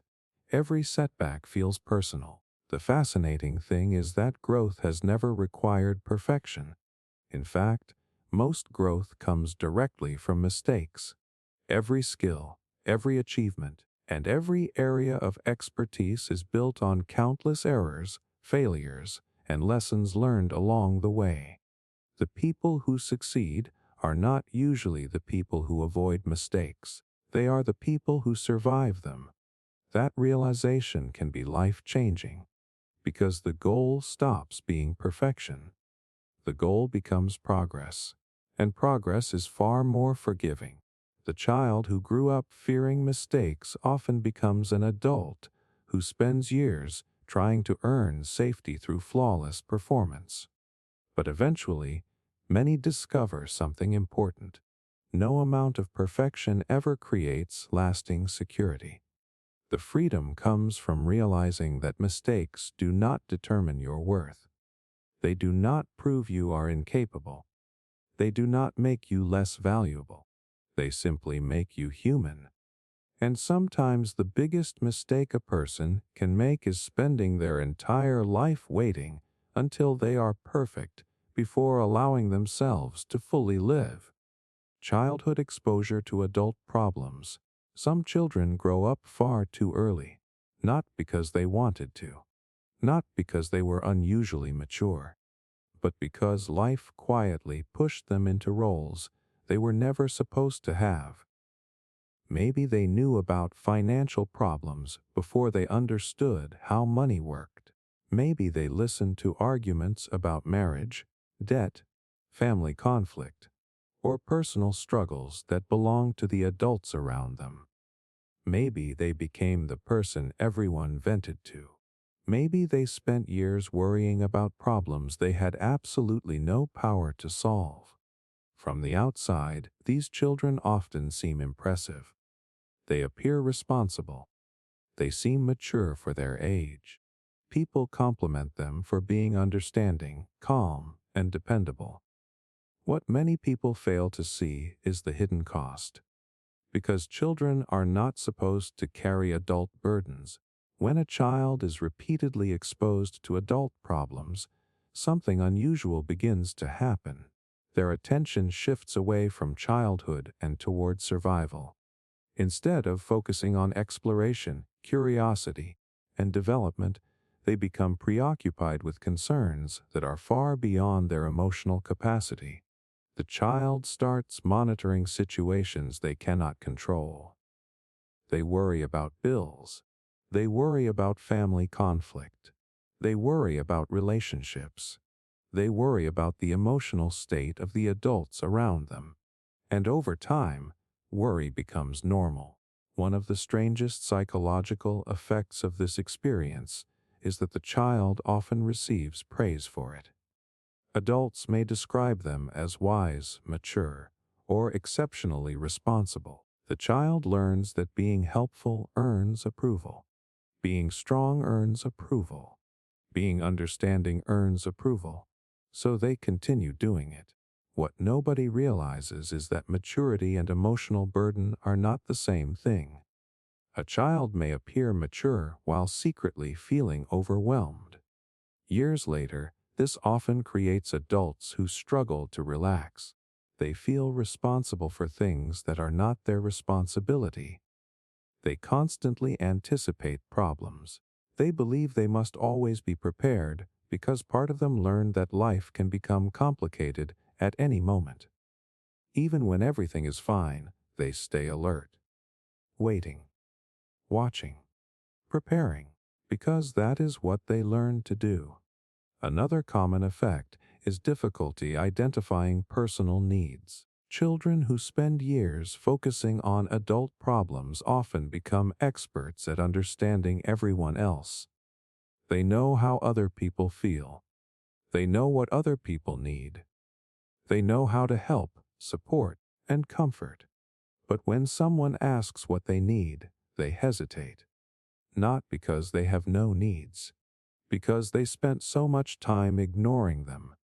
When a child is worried about adult problems, their own feelings can start feeling less important. Their attention becomes directed outward. They learn to prioritize the emotional world of others while neglecting their own. This pattern frequently follows them into adulthood. They become the caretaker in relationships, the problem solver, the reliable friend, the person everyone depends on. And while these qualities can be admirable, they often come with exhaustion, because they rarely learned that support is supposed to flow both ways. Psychologists sometimes refer to this experience as parentification, a situation where a child takes on emotional or practical responsibilities that exceed what is appropriate for their age. The child begins functioning more like a caretaker than a child. At first, it feels necessary. Eventually, it becomes identity. The person starts believing their value comes from being useful. They feel guilty when they cannot help. They feel uncomfortable receiving support. They measure their worth by how much they can carry. The heartbreaking part is that many of these individuals do not realize how much pressure they were under. Since it happened gradually, it simply became normal. They assumed everyone worried the way they did. They assumed everyone felt responsible for keeping things together. Only later do they recognize how much of their childhood was spent carrying concerns that never belonged to them. The good news is that awareness changes everything. Once a person recognizes the pattern, they can begin separating responsibility from compassion. They can care about people without carrying their problems. They can support others without sacrificing themselves. They can acknowledge that being helpful does not mean being responsible for everyone's well-being. And perhaps that is the most important lesson of all. The child who spent years carrying adult burdens often grows into an adult who believes they must hold everything together. But the truth is that those responsibilities were never theirs to begin with. They were simply handed a weight they were too young to carry. And sometimes healing begins the moment they finally realize they are allowed to put it down. Confusion about love and affection. One of the strangest things about childhood is that it teaches us what love is long before we are old enough to understand it. As children, we do not learn about love from books or advice. We learn it from experience. We watch how people treat each other. We notice how affection is given, how attention is earned, and how emotions are expressed. Without realizing it, we build an internal definition of what love is supposed to feel like. The problem is that not every child grows up with a healthy example. And when that happens, love can become incredibly confusing. Some children grow up in homes where affection feels unpredictable. One day there is warmth, attention, and closeness. The next day there is distance, criticism, or emotional withdrawal. The child never knows exactly what version of love they are going to receive. Over time, they adapt. They become highly aware of other people's moods. They learn to read facial expressions. They learn to monitor emotional shifts. Because when affection feels uncertain, paying attention feels necessary. The lesson they absorb is powerful. Love is something that can disappear at any moment. Years later, this belief often follows them into adult relationships. A partner seems distant for a day, and panic appears. A text message takes longer than usual, and anxiety grows. A disagreement feels larger than it actually is. Part of them is not reacting to the present moment. Part of them is reacting to an old fear that connection can vanish without warning. For other children, affection becomes tied to performance. Praise appears when they succeed. Approval appears when they behave correctly. Attention appears when they meet expectations. The child begins connecting love with achievement. They unconsciously learn that being loved requires earning it. As adults, these individuals often work incredibly hard in relationships. They try to be useful, helpful, accommodating, and supportive. They constantly worry about disappointing people because they fear that love is conditional. If I stop performing, maybe people will stop caring. What makes this especially painful is that they often attract relationships that reinforce the same belief. They give more than they receive. They overextend themselves. They ignore their own needs in order to maintain connection. Not because they enjoy it, because it feels familiar. Another common source of confusion comes from emotional inconsistency. When a child's experience of affection changes unpredictably, the brain starts associating love with emotional instability. Calm relationships can feel boring. Healthy communication can feel unfamiliar. Stability can feel strangely uncomfortable. As a result, some people become attracted to relationships that recreate the emotional intensity they experienced growing up. They mistake uncertainty for passion. They mistake anxiety for connection. They mistake emotional highs and lows for love.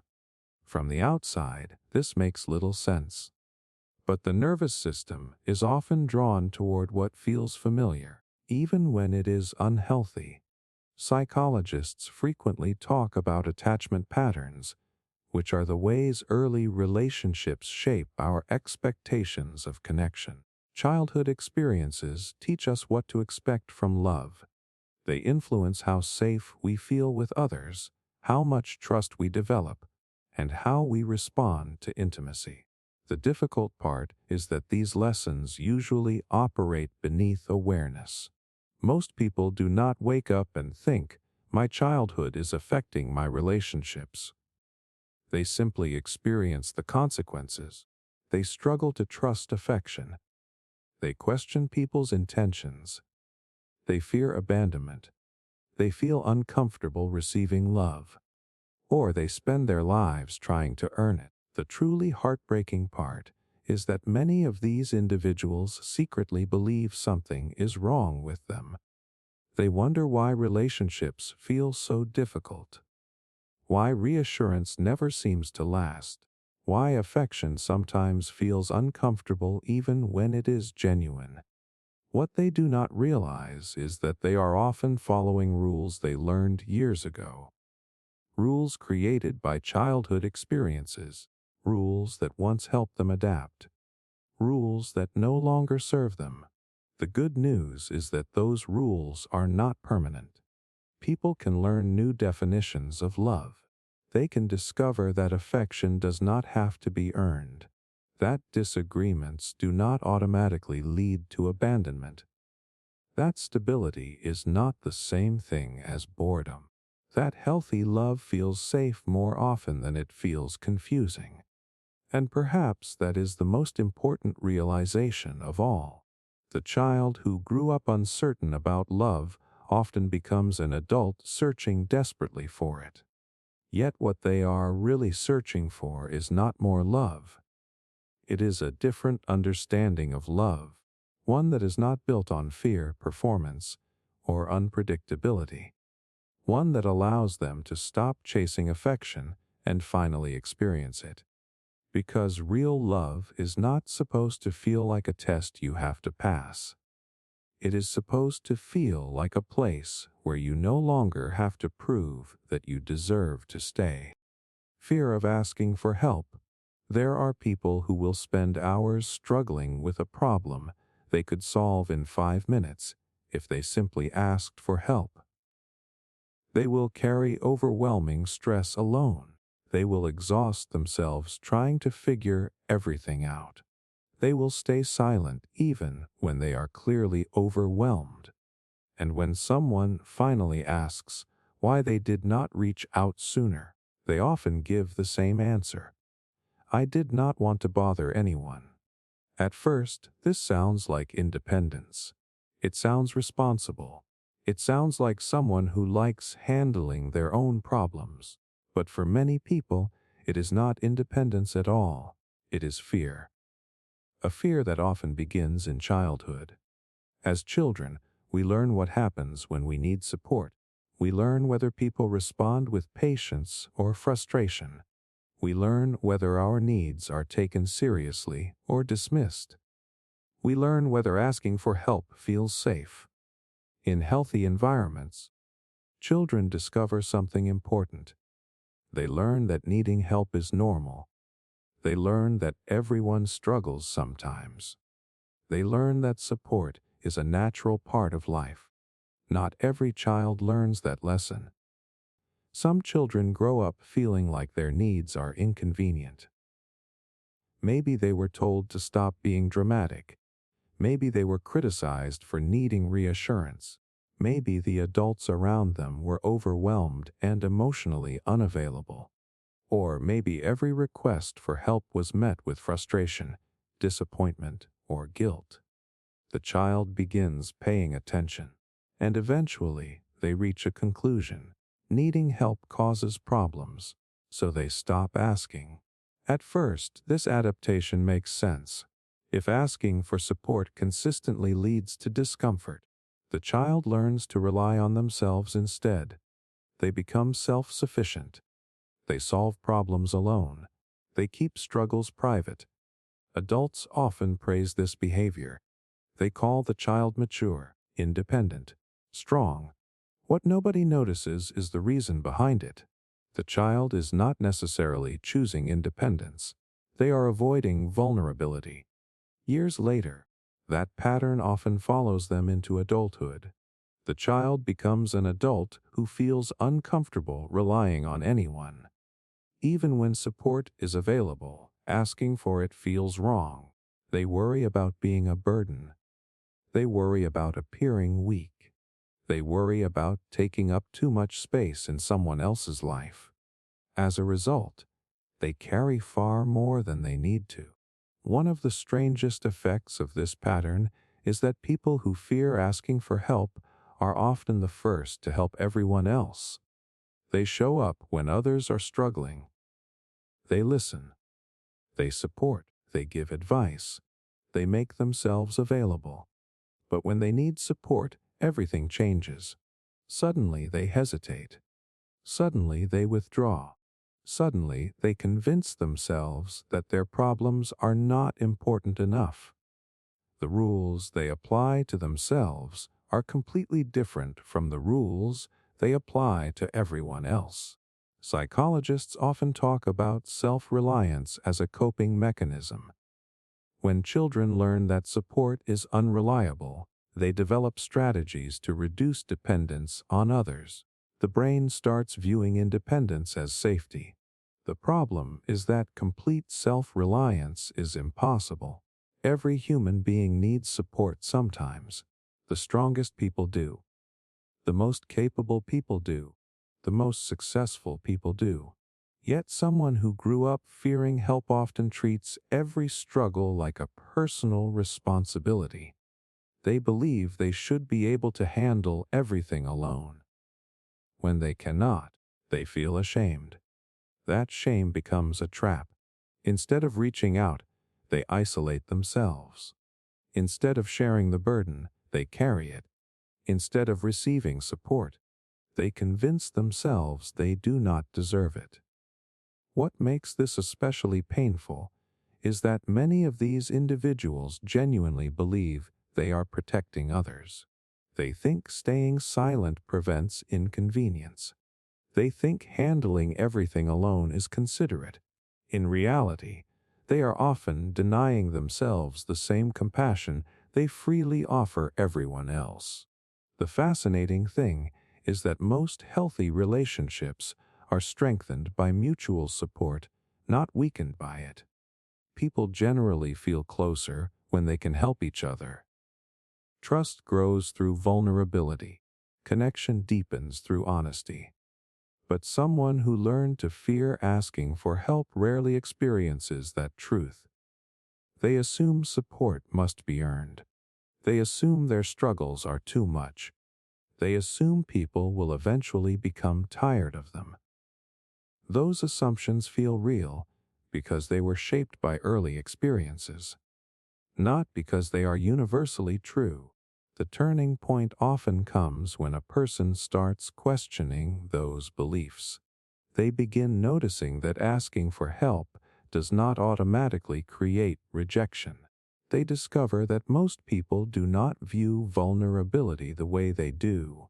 They realize that needing support is not evidence of weakness. It is evidence of being human, and perhaps that is the most important lesson of all.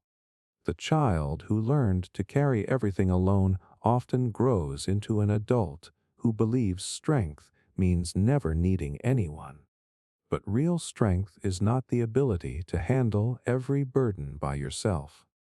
Real strength is knowing when a burden has become too heavy and allowing someone else to help carry it, because life was never meant to be a challenge completed alone. And sometimes the bravest thing a person can do is say 3 simple words they spent years avoiding. I need help. The psychology of frequent moving. Most people think moving is just a logistical challenge. New house, new neighborhood, new school, new routines. It feels stressful for a while, then life goes back to normal. But for some children, moving is not a one-time event.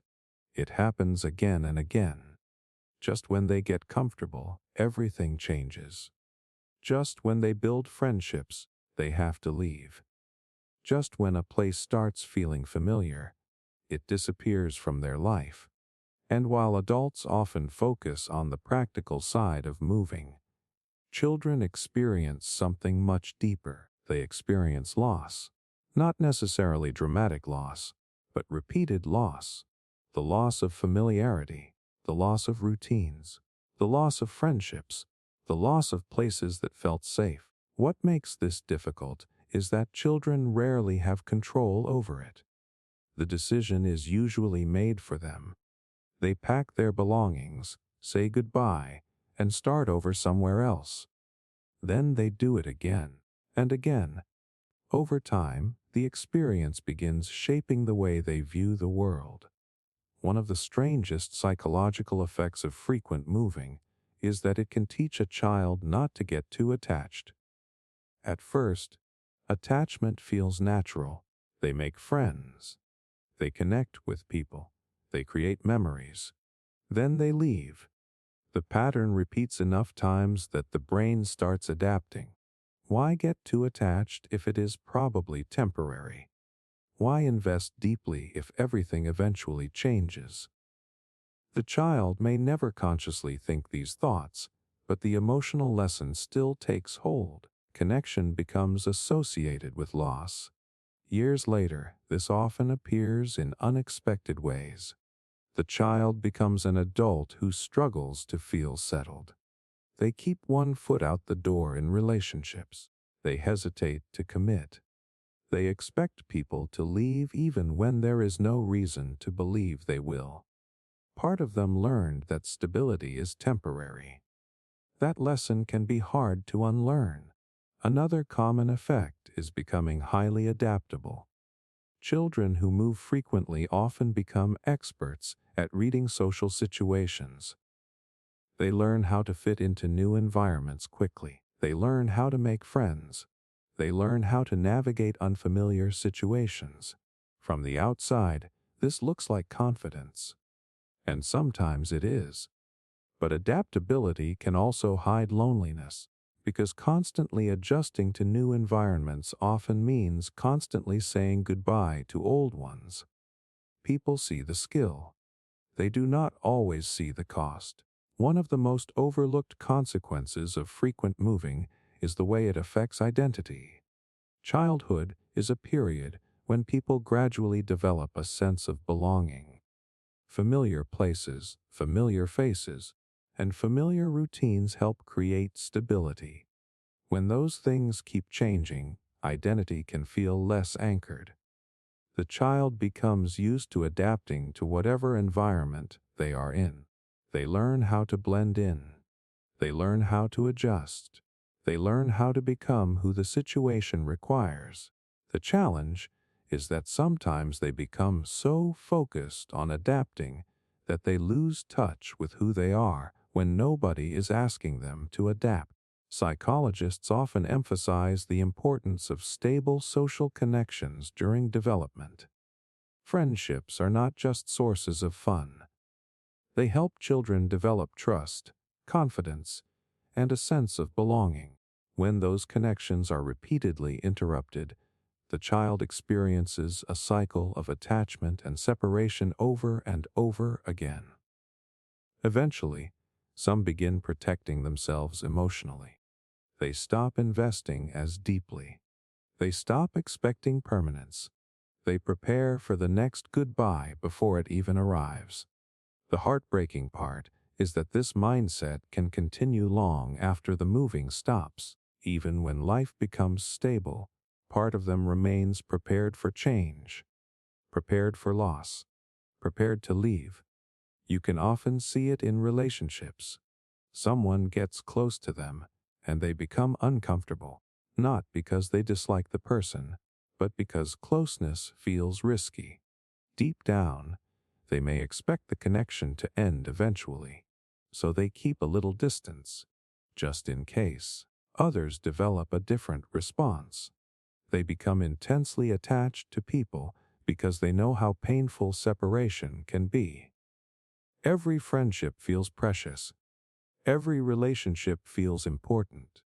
The fear of losing connection becomes stronger because they have experienced it so many times before.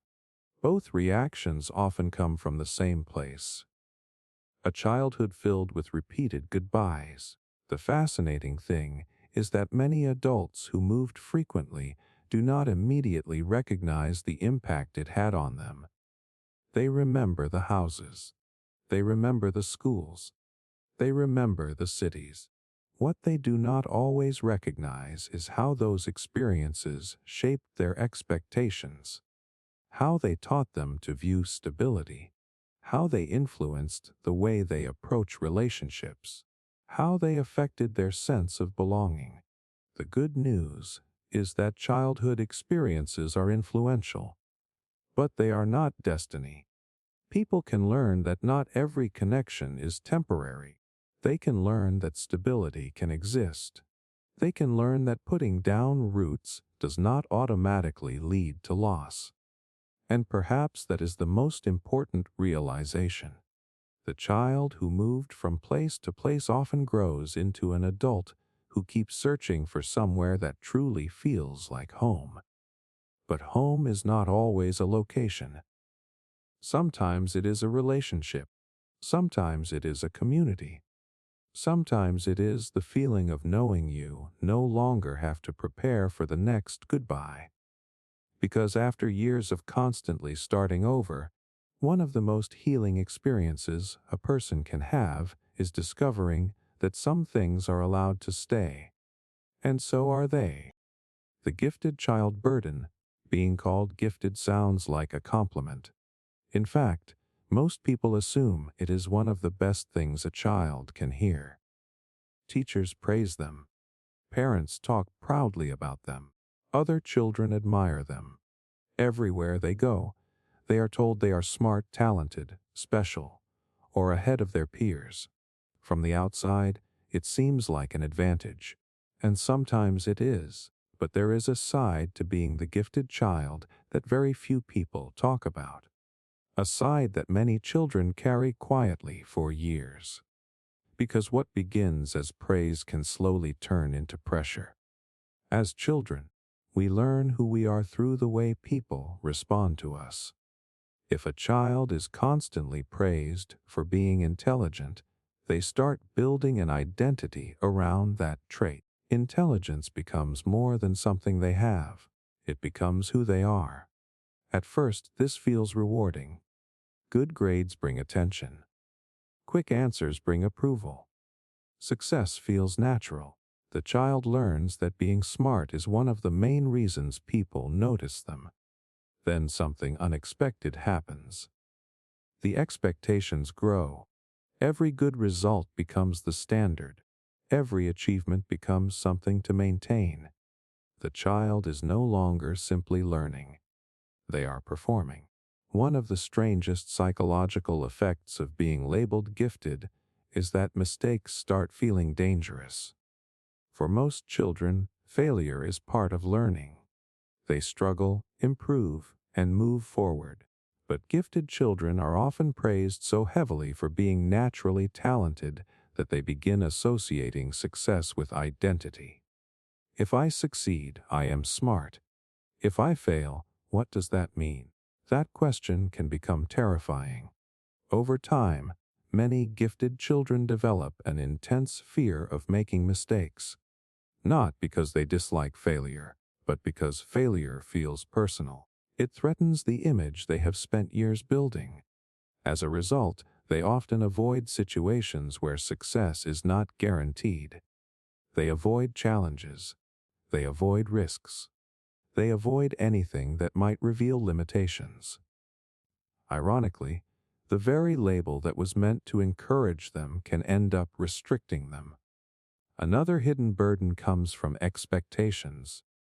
Gifted children are frequently treated as if they should have everything figured out. Adults assume they are mature because they are intelligent. They assume they can handle pressure. They assume they need less support than other children. But intelligence does not eliminate emotional needs. A child can solve difficult problems and still feel insecure. A child can excel academically and still need reassurance. A child can seem advanced while secretly struggling. Unfortunately, many gifted children learn to hide those struggles. Everyone expects competence, so vulnerability starts feeling uncomfortable. Asking for help feels embarrassing. Admitting confusion feels threatening. They become the child who appears fine even when they are not. Years later, this often follows them into adulthood. The gifted child becomes the adult who ties self-worth to performance. Success feels expected rather than celebrated. Achievements bring temporary relief instead of lasting satisfaction. They constantly feel pressure to live up to their potential, even when nobody else is demanding it. Potential becomes a burden, because potential is never finished. There is always more that could be done, more that could be achieved, more that could be accomplished. The goalpost keeps moving. One of the most painful effects is the fear of being average. Most people are perfectly comfortable being average at some things. It is a normal part of life. Nobody excels at everything. But gifted children are often taught, directly or indirectly, that being exceptional is part of their identity. As adults, ordinary performance can feel like failure. Not because they are actually failing, because they are comparing themselves to an impossible standard. Psychologists sometimes refer to this as a fixed mindset. When children are praised primarily for intelligence rather than effort, they can begin believing that ability is something that must constantly be proven. Instead of focusing on growth, they focus on maintaining an image. The result is anxiety, perfectionism, self-doubt, and a constant fear of falling short. What makes this especially heartbreaking is that many gifted children grow into adults who never feel successful enough. No accomplishment seems sufficient. No achievement feels complete. The moment one goal is reached, attention shifts to the next one. They spend years chasing validation that never fully arrives. Not because they are incapable, because their standards were built around proving themselves. The fascinating thing is that true growth has very little to do with always being the smartest person in the room. Growth requires mistakes. Growth requires uncertainty. Growth requires being bad at things before becoming good at them. Yet many gifted children never learned that lesson. They learned how to succeed. They did not always learn how to struggle. And struggling is an unavoidable part of life. The good news is that many eventually discover something liberating. Their value was never supposed to come from being exceptional all the time. It was never supposed to depend on constant achievement or endless proof of intelligence. They are allowed to be confused, allowed to make mistakes, allowed to need help, allowed to be human. And perhaps that is the hidden challenge of being the gifted child. The world spends years telling them they are special, but rarely teaches them what to do when they are not the best, the smartest, or the most successful person in the room. Healing begins when they realize they do not have to spend their entire life proving the label was correct, because their worth was never meant to depend on living up to a title they received as a child. It was always meant to exist beyond it. Becoming a people pleaser. Some people can walk into a room and immediately sense what everyone else needs. They notice who is uncomfortable, who is upset, who is disappointed, who is frustrated. Without even thinking about it, they start adjusting themselves. They change their tone. They change their behavior. They say the right thing. They avoid the wrong thing. Their attention automatically shifts toward keeping everyone else comfortable. Most people see this and think it is kindness. And sometimes it is. But there is a difference between being kind and feeling responsible for other people's emotions. That difference is where people-pleasing often begins. One of the strangest psychological effects of childhood is learning that your safety, acceptance, or peace depends on keeping other people happy. The child may not realize this is what they are learning, but the lesson slowly takes shape through experience. Maybe conflict at home felt unpredictable. Maybe affection disappeared when someone was upset. Maybe criticism was common. Maybe the adults around them were emotionally reactive. Whatever the reason, the child starts paying close attention to other people's feelings. Not out of curiosity, out of necessity. They learn to read moods. They learn to anticipate reactions. They learn how to avoid upsetting people. And because children are incredibly adaptable, they become very good at it. At first, this skill can seem impressive. The child appears mature, considerate, and cooperative. Adults often praise them for being easy to deal with. They rarely cause problems. They rarely demand attention. They rarely express anger.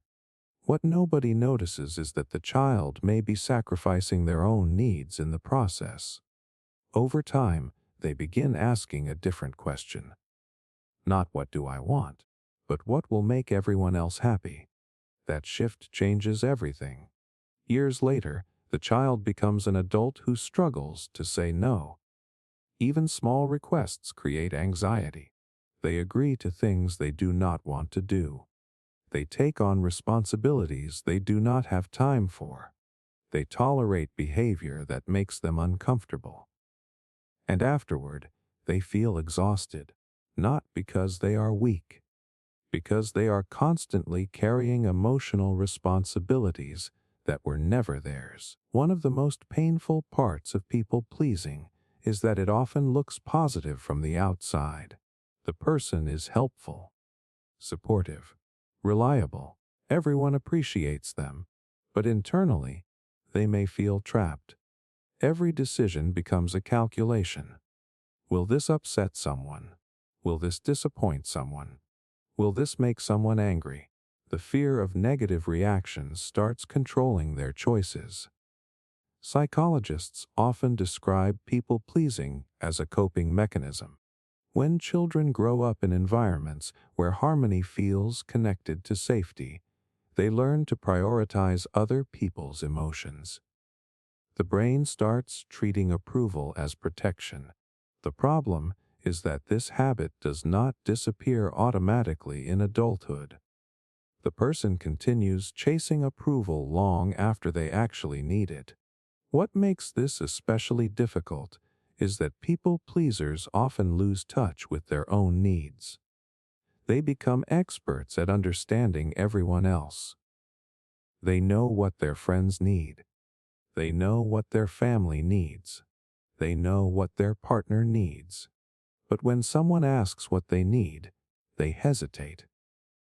Not because they have no needs, because they spent years ignoring them.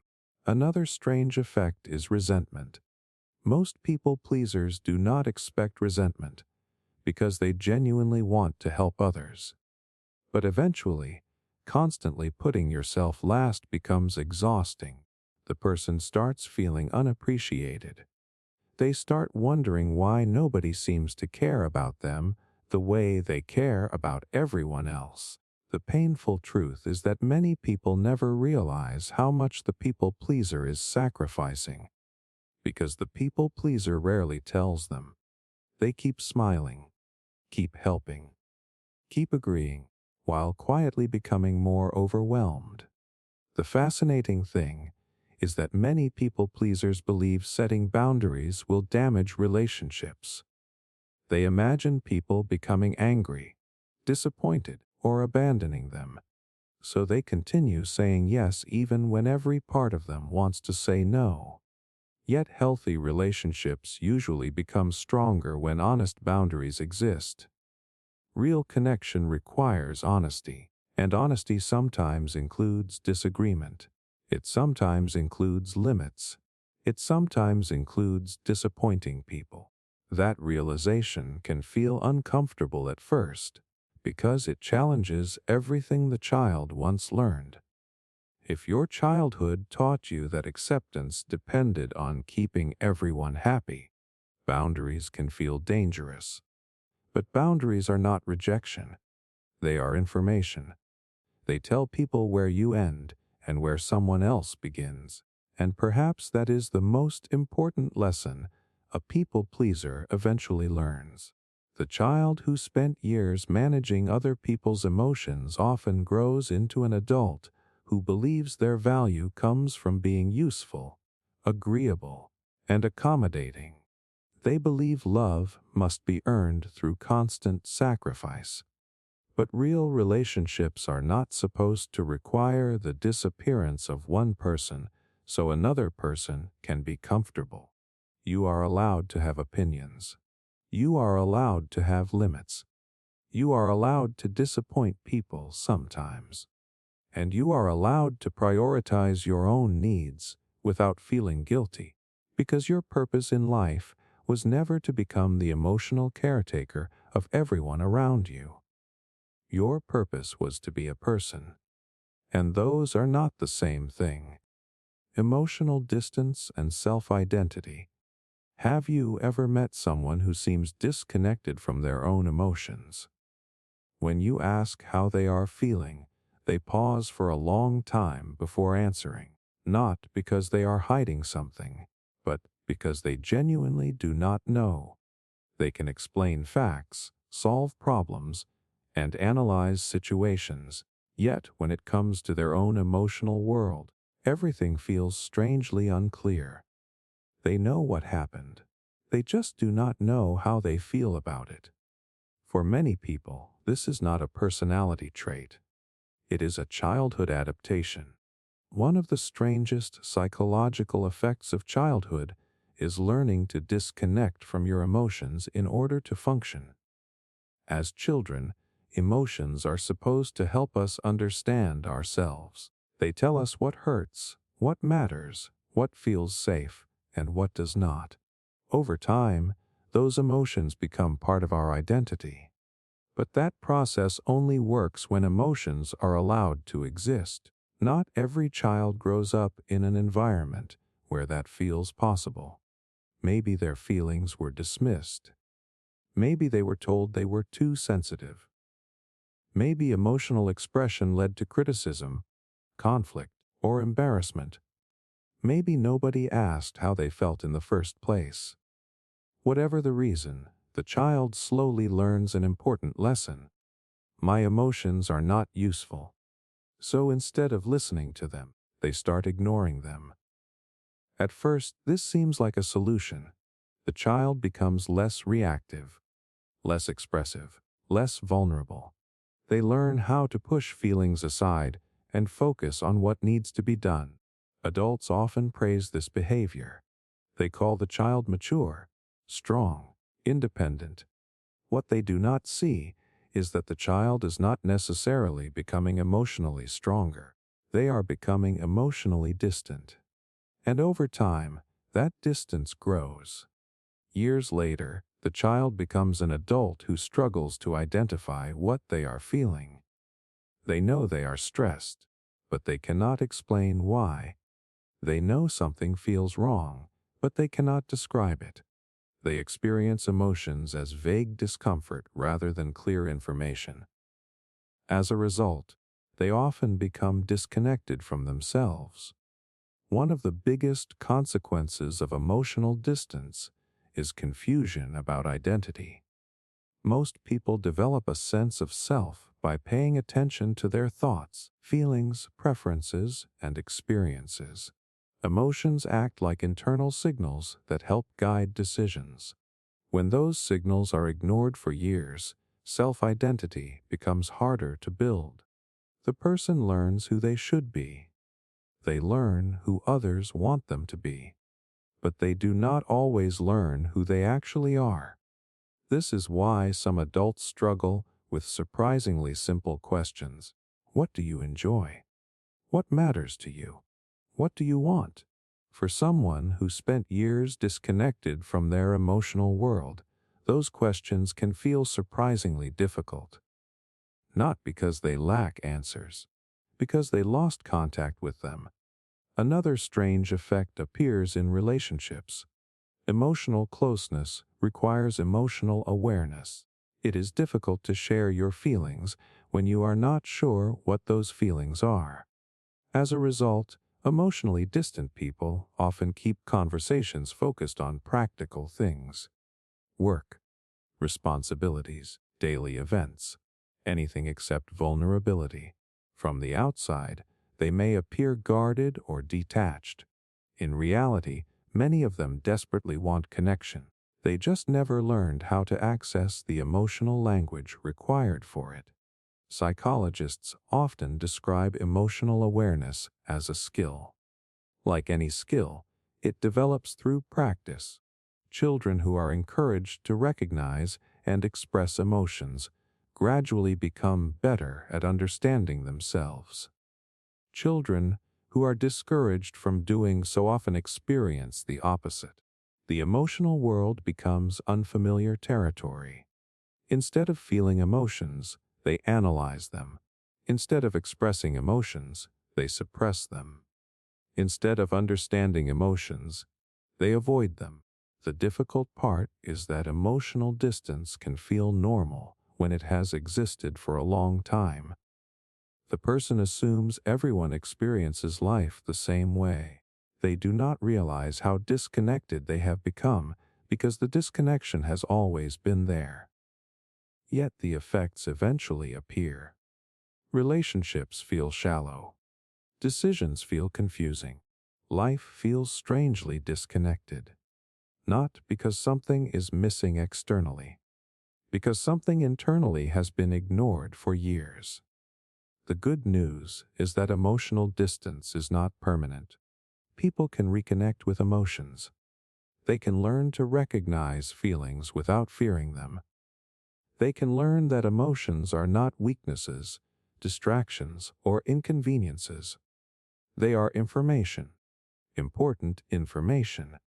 The fascinating thing is that as people reconnect with their emotions, they often reconnect with their identity as well. They start discovering preferences they never acknowledged, needs they never expressed, dreams they never explored. For the first time, they begin building a relationship with themselves. And perhaps that is the most important realization of all. The child who learned to disconnect from emotions often grows into an adult who feels disconnected from their own identity.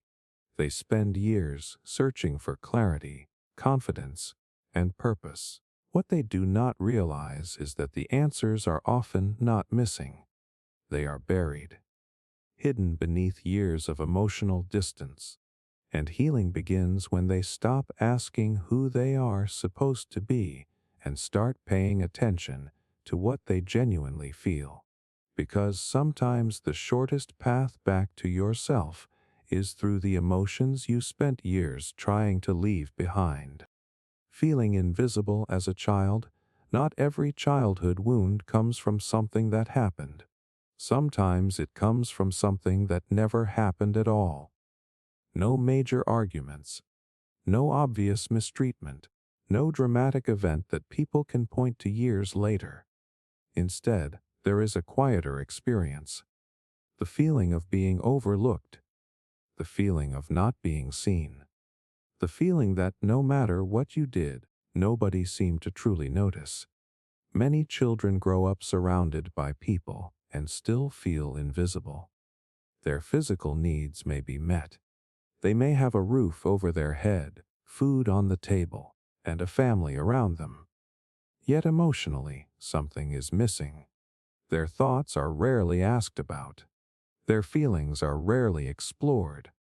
Their successes receive little attention. Their struggles go unnoticed. Over time, the child begins absorbing a painful message. What happens to me is not important.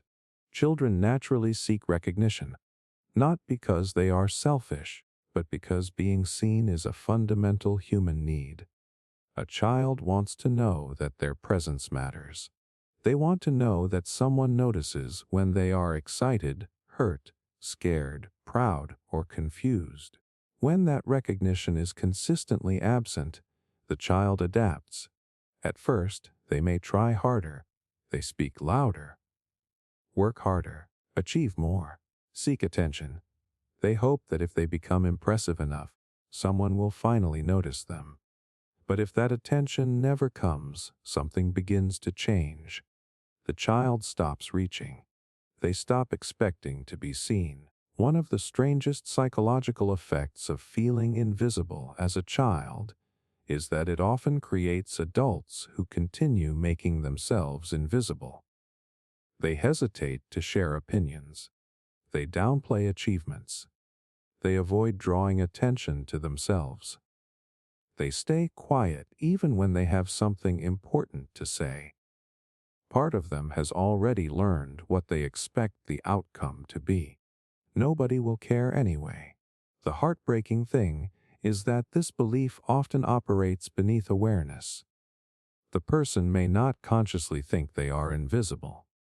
They simply behave as if their needs, feelings, and experiences matter less than everyone else's. In conversations, they listen more than they speak. In relationships, they focus more on understanding others than being understood. In groups, they often fade into the background, not because they have nothing to offer, because they learned not to expect attention. Another common effect is the constant search for validation.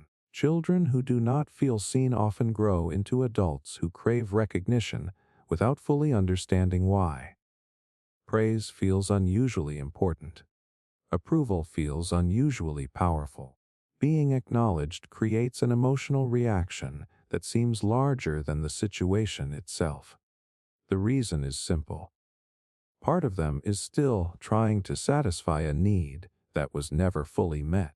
They are still looking for evidence that they matter. Psychologists often emphasize that children develop their sense of self through relationships.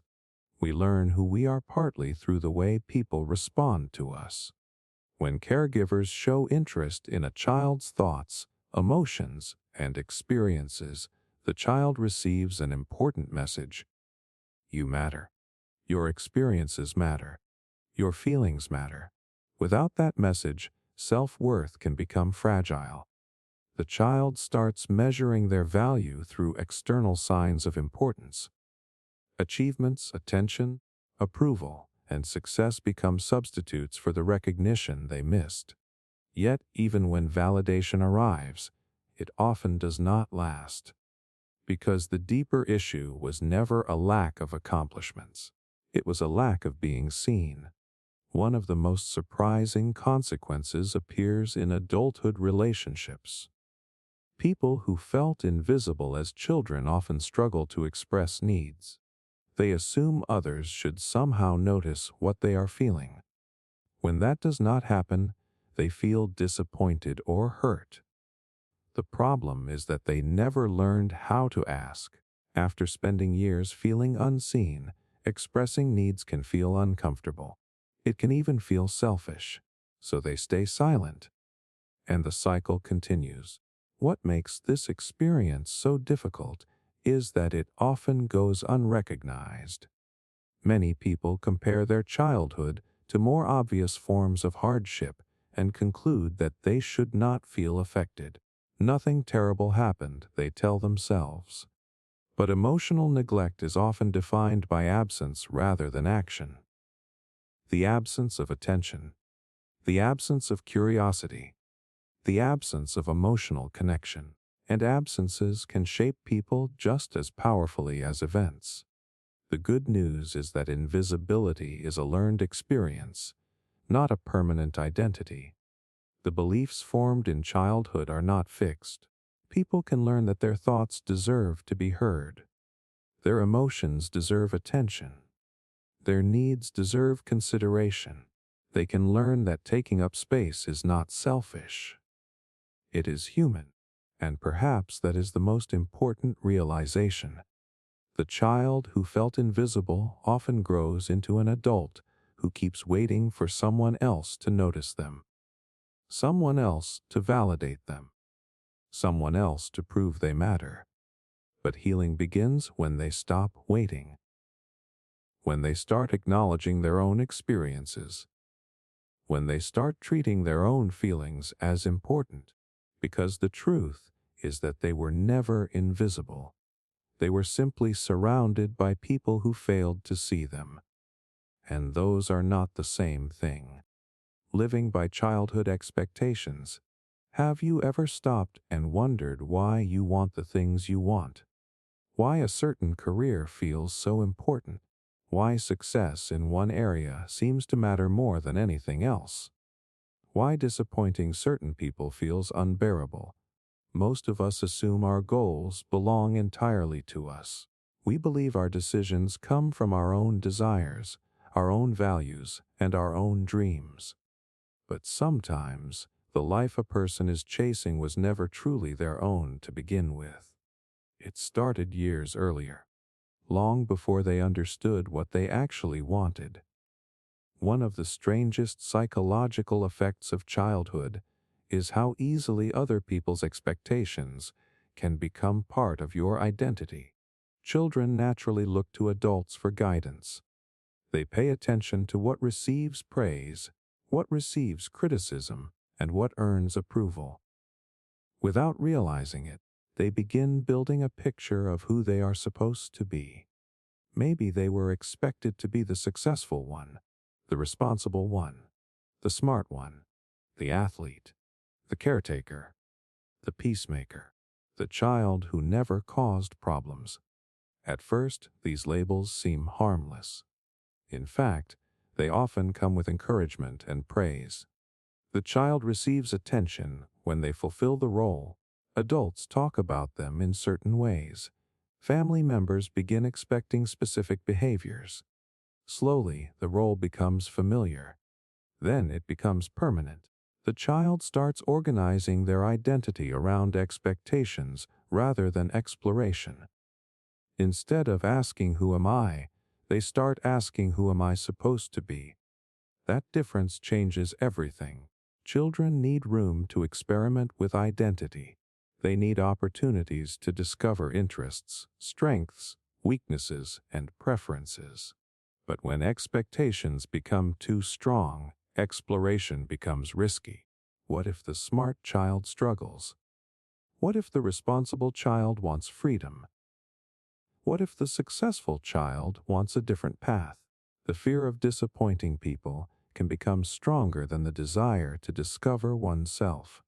Years later, the child becomes an adult who appears successful on the outside but feels strangely disconnected on the inside. They achieve goals. They meet expectations. They continue moving forward. Yet something feels off. The satisfaction never fully arrives. The excitement never lasts. A quiet question keeps appearing in the back of their mind. Is this actually what I want? One of the most confusing parts of living by childhood expectations is that the person often does not recognize it. The expectations have been there for so long that they feel natural. The goals feel familiar. The pressure feels normal. After all, if you spend years being told who you are, eventually that description starts feeling like fact. But familiarity and authenticity are not the same thing. Psychologists often talk about identity development as a process of discovering personal values. Healthy development involves gradually separating your own desires from the expectations of others. That process becomes difficult when approval is strongly connected to a particular role. The child learns that acceptance comes from meeting expectations, so they keep meeting them, even when it costs them something.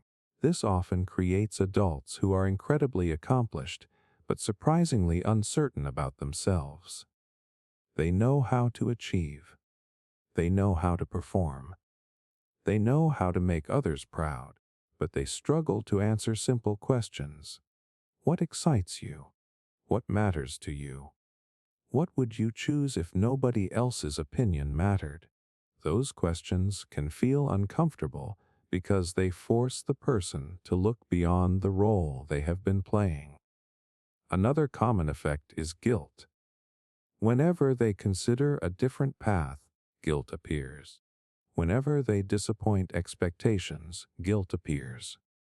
Whenever they prioritize their own needs, guilt appears. Part of them feels responsible for maintaining the identity that other people helped create, even if that identity no longer fits. The heartbreaking thing is that many people spend decades living this way. They continue chasing goals they never chose. They continue carrying expectations that no longer serve them. They continue proving themselves to people who may not even be paying attention anymore, all because the role became stronger than the person underneath it. The fascinating thing is that childhood expectations are not always imposed through pressure. Sometimes they come through praise. Sometimes they come through admiration. Sometimes they come from people who genuinely love the child and want the best for them. That is what makes them so difficult to recognize. The expectations may have been well-intentioned, but even good intentions can create limitations, especially when they leave no room for individuality. The turning point often comes when a person begins separating approval from identity. They start realizing that being loved does not require becoming exactly who others imagined. They begin questioning goals they accepted without examination. They become curious about their own preferences instead of automatically following old expectations. That process can feel uncomfortable. Sometimes it feels selfish. Sometimes it feels disloyal. But it is also necessary, because a meaningful life cannot be built entirely around someone else's vision. And perhaps that is the most important realization of all. The child who spent years trying to become who others expected often grows into an adult who feels trapped by success, responsibility, or achievement. They keep reaching milestones and wondering why fulfillment never arrives. What they eventually discover is that fulfillment rarely comes from perfectly playing a role. It comes from authenticity, from knowing who you are beneath the expectations, from choosing a path because it matters to you, not because it keeps an old promise alive. Because the goal of childhood was never supposed to be becoming exactly what everyone expected. It was supposed to be discovering who you are. And sometimes the most courageous thing a person can do is stop living the life they were assigned and start living the life that actually belongs to them.